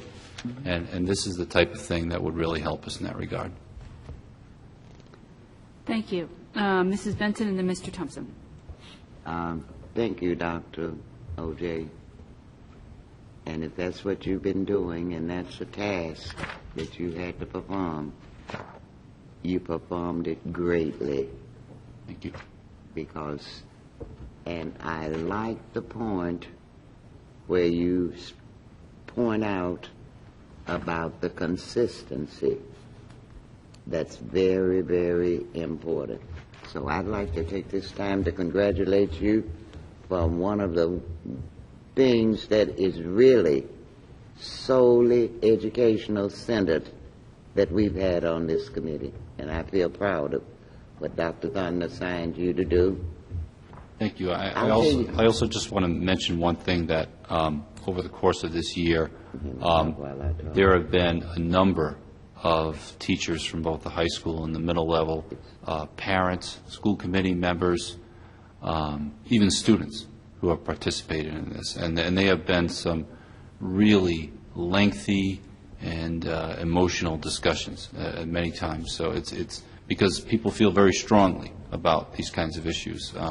And so I just want them to know that I really appreciate the time that they put in, because it was a lot of hours.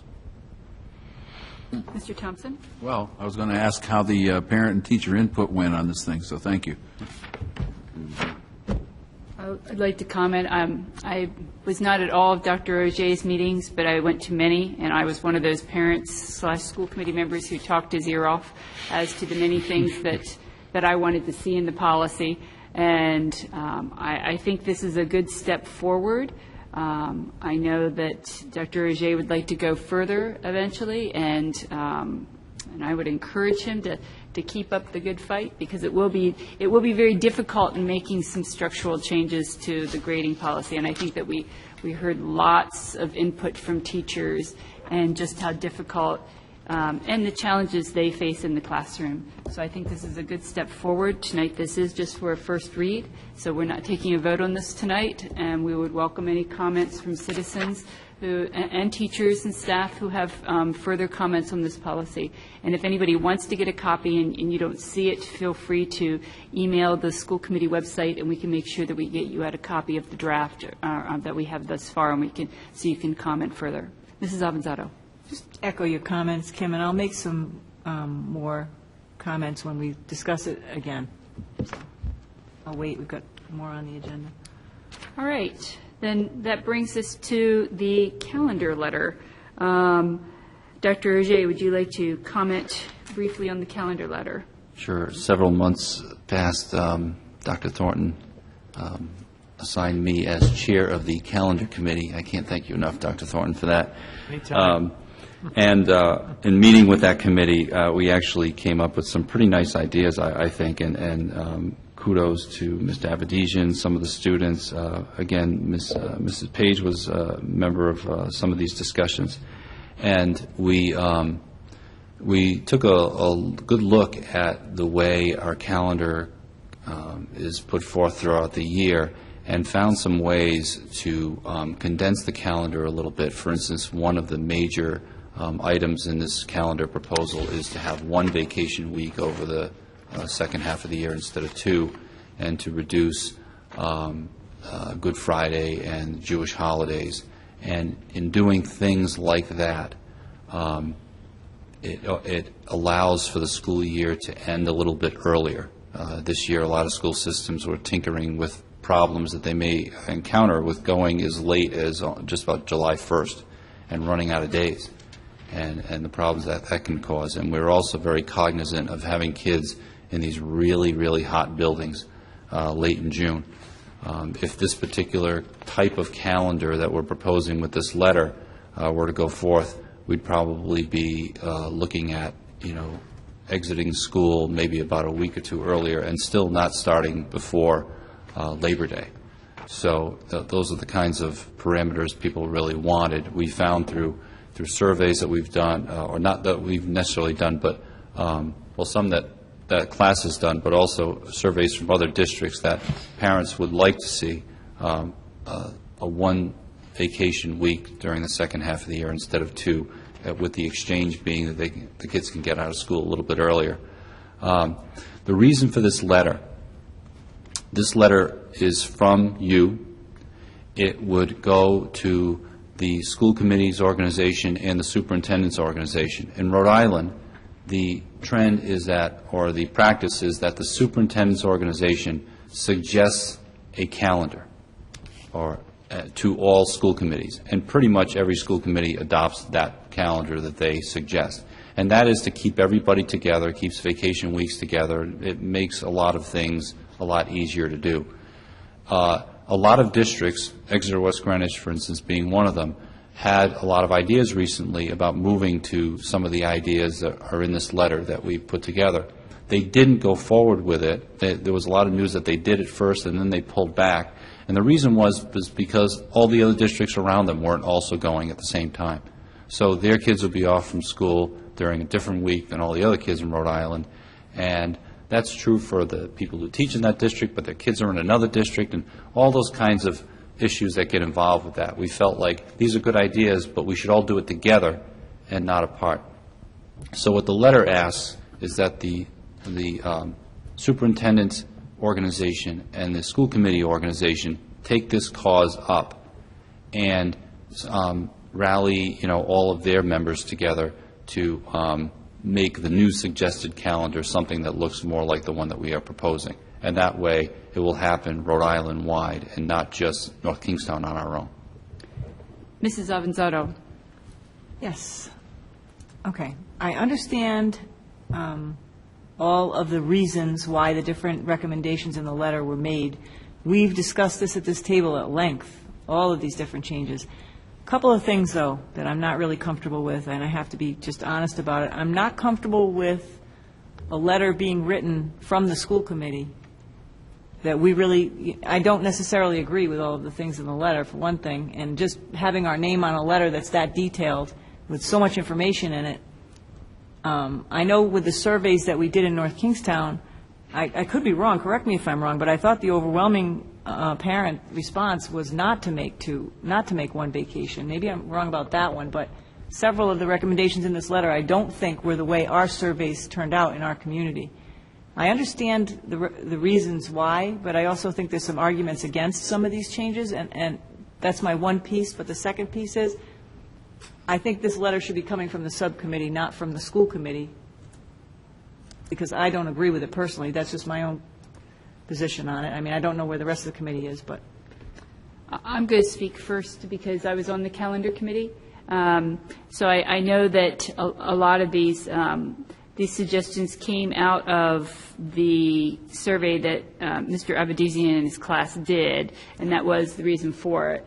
And we didn't want to send out a letter just from the calendar committee without having our school committee behind it. And so one of the things that we're looking for here tonight would be approval to send this letter out. So I would be looking for a motion.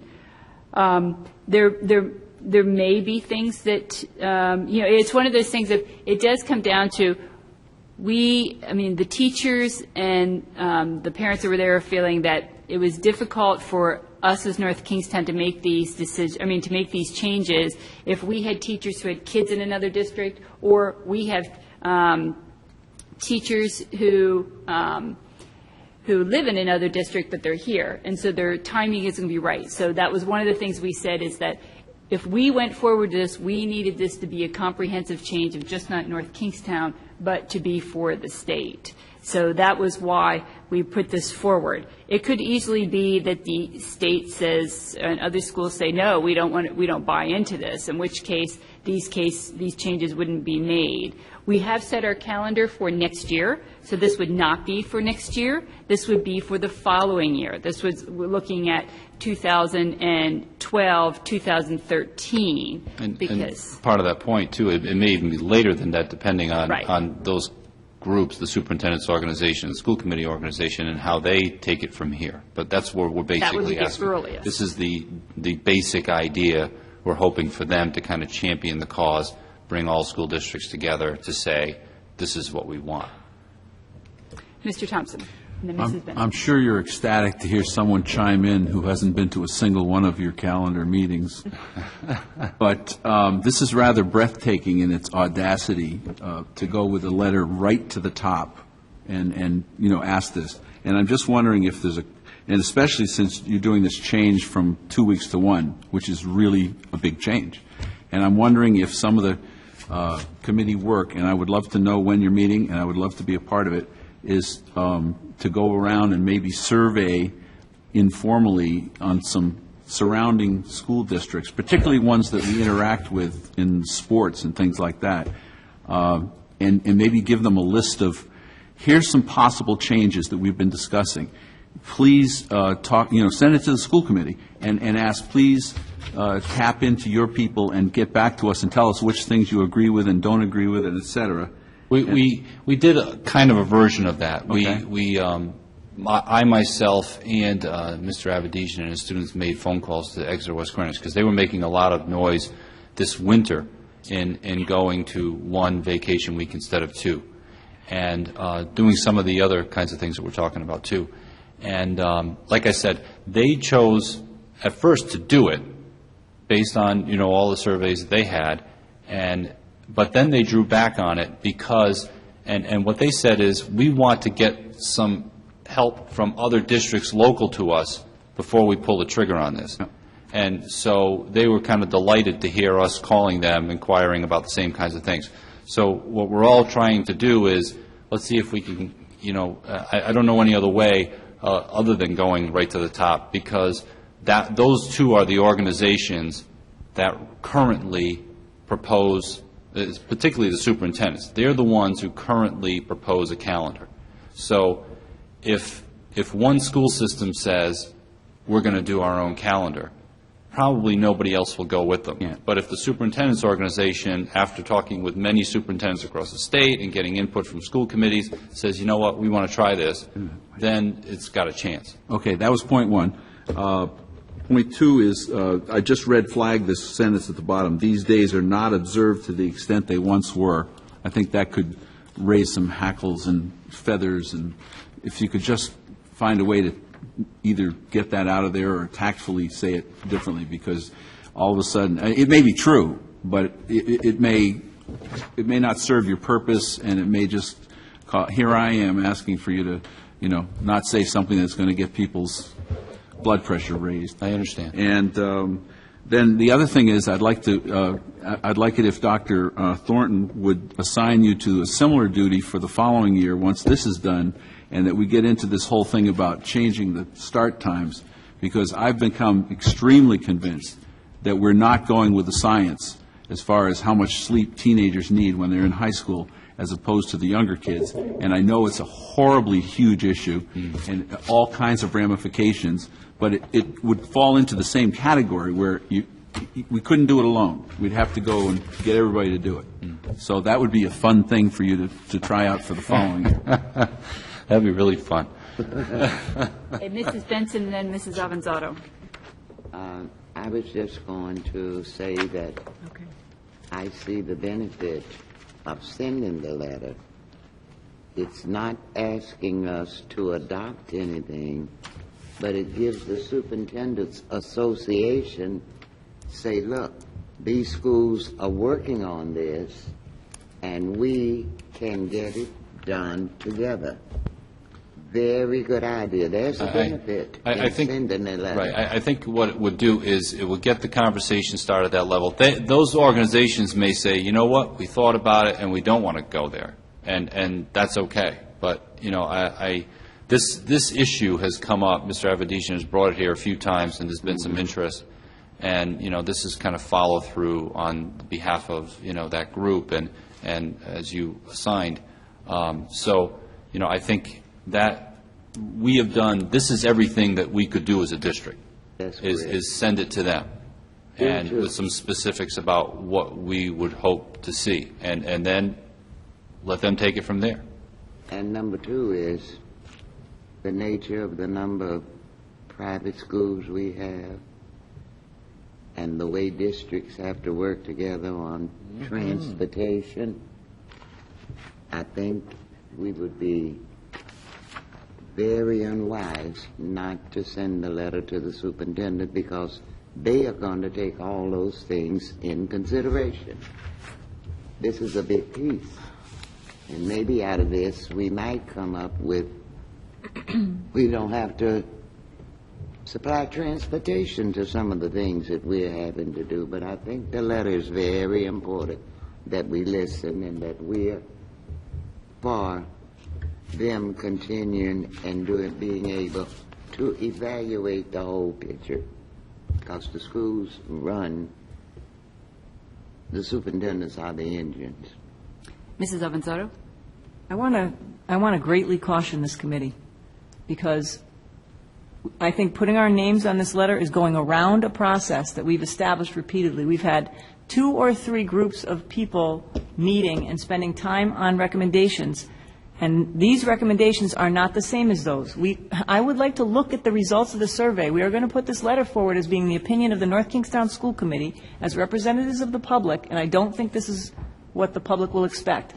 You yourself, Mrs. Benson, sat here and said you don't agree with not taking Good Friday off and other religious holidays. Well, the letter says that we want to eliminate those holidays. You've got to read the letter. Please let me finish. You had your comments. I just want to caution the committee. I think that this letter goes around the process, and I don't think people will be pleased. And I also just don't like a letter that comprehensive with our names on it prior to us having, this is the work of a subcommittee that I wasn't attending the meetings. But I just saw a certain process in place, heard conversations. This doesn't reflect what I saw in the surveys, not entirely. Some of it does and some of it doesn't. So I'm just very concerned about it. I would much prefer that we table this and look into it a bit more, but, whatever the committee, I think we need to just take a vote. I'd like to clarify. Is there a motion on the table? No, I'd like to clarify one thing before we proceed with a motion. Yes, I did. But Mr. Thomason read in the last statement that these holidays are not celebrated. Didn't you read a statement? Well, it says they're not observed to the extent they once were. I felt that was correct. hurtful to maybe some people, and we might not need to say it. That's all. That's correct. Because I certainly did, Mrs. Avanzado, and I also stretched the point that the Jewish holiday was as important to their religion as Easter was to ours. So I just want to make that clear. I think one of the conversations of the subcommittee and it's was not how that we can remember everything everybody said. People couldn't individually take off for a religious holiday, but it was that we as a school would not sanction certain holidays to have off. Because as we become very diverse in this world, this would allow us to basically accommodate people of other religions who want to take off their particular religious holiday and to still be able to count as an excused absence. I know it's nearing 10 o'clock, and so let's quickly wrap up the comments here. Go ahead, Mr. Thompson. I'd like to move that we just postpone this till the next meeting, and that way we can get a chance to talk about it in between times and straighten out a couple things. Second. I second. Dr. Ajay, did you have something you want to say? No, I'm fine with that. I can hold my comments till next time. Okay. All right. So there's a motion on the table. I think everybody's spoken. I didn't second it. I'll second it as well. I think we've had 3 seconds, maybe 4 now. But go ahead. Laureen, could you give us a roll call vote? Kimberly Page, Now. Joe Thompson, Yes? Richard Welsh. Oh, yes, table it, yes.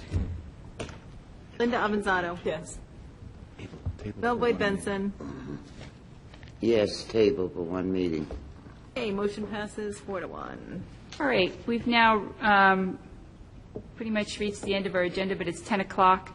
So while there are 1 or 2 other things, I think we're going to adjourn if I have a motion. Oh, I'm sorry. We have one thing we have to get to. Okay, then let's get to the one Apologies. thing. At your places, we had information on the Fishing Cove Playground. We had the ADA conversation. We met with the parent last Friday, and we're in agreement of the course of action. We had at your places, there's 2 pieces. Part 1 is the mulch purchase, and that would be on page 1 at the bottom, Simone and Associates. Part 2 is the actual application of what we're calling a pathway to the different pieces of equipment. We're looking to, if you will, not rubberize the whole surface, but the pathways to get to the locations, and that's consistent with the mother's thinking in this. So 2 different vendors, plus the town equipment helping us do some of the prep work. If you approve tonight, we could work on this over the summer, which is what we want to do. So we all seem to be in agreement. We have the vendors, we have the materials, which need your approval. Is there a motion to approve this? To approve. Okay, so there's a motion and a second. All in favor, say aye. Aye. Aye. All opposed? Great, motion passes. You know, I apologize if we were to get to this sooner in the evening, you know, and I guess in the future, if there is something that we need to bring up like that, please bring that to my attention or whoever is the chair's attention so that we bring it up sooner. So now I'm looking for a motion to adjourn. So moved. Second. And we're just going to adjourn into executive session, correct? That was the motion? Right. Yeah, Okay. unenthusiastic. All in favor, say aye. Aye. Aye. All opposed? Thank you very much. Meeting today. Email. Are you doing this part or am I doing this part? I think we just listed. Okay. I have to leave. I'm going to be attending executive session. I think we're just getting information. I don't think we're taking any votes. No votes tonight. No votes. No votes. So we just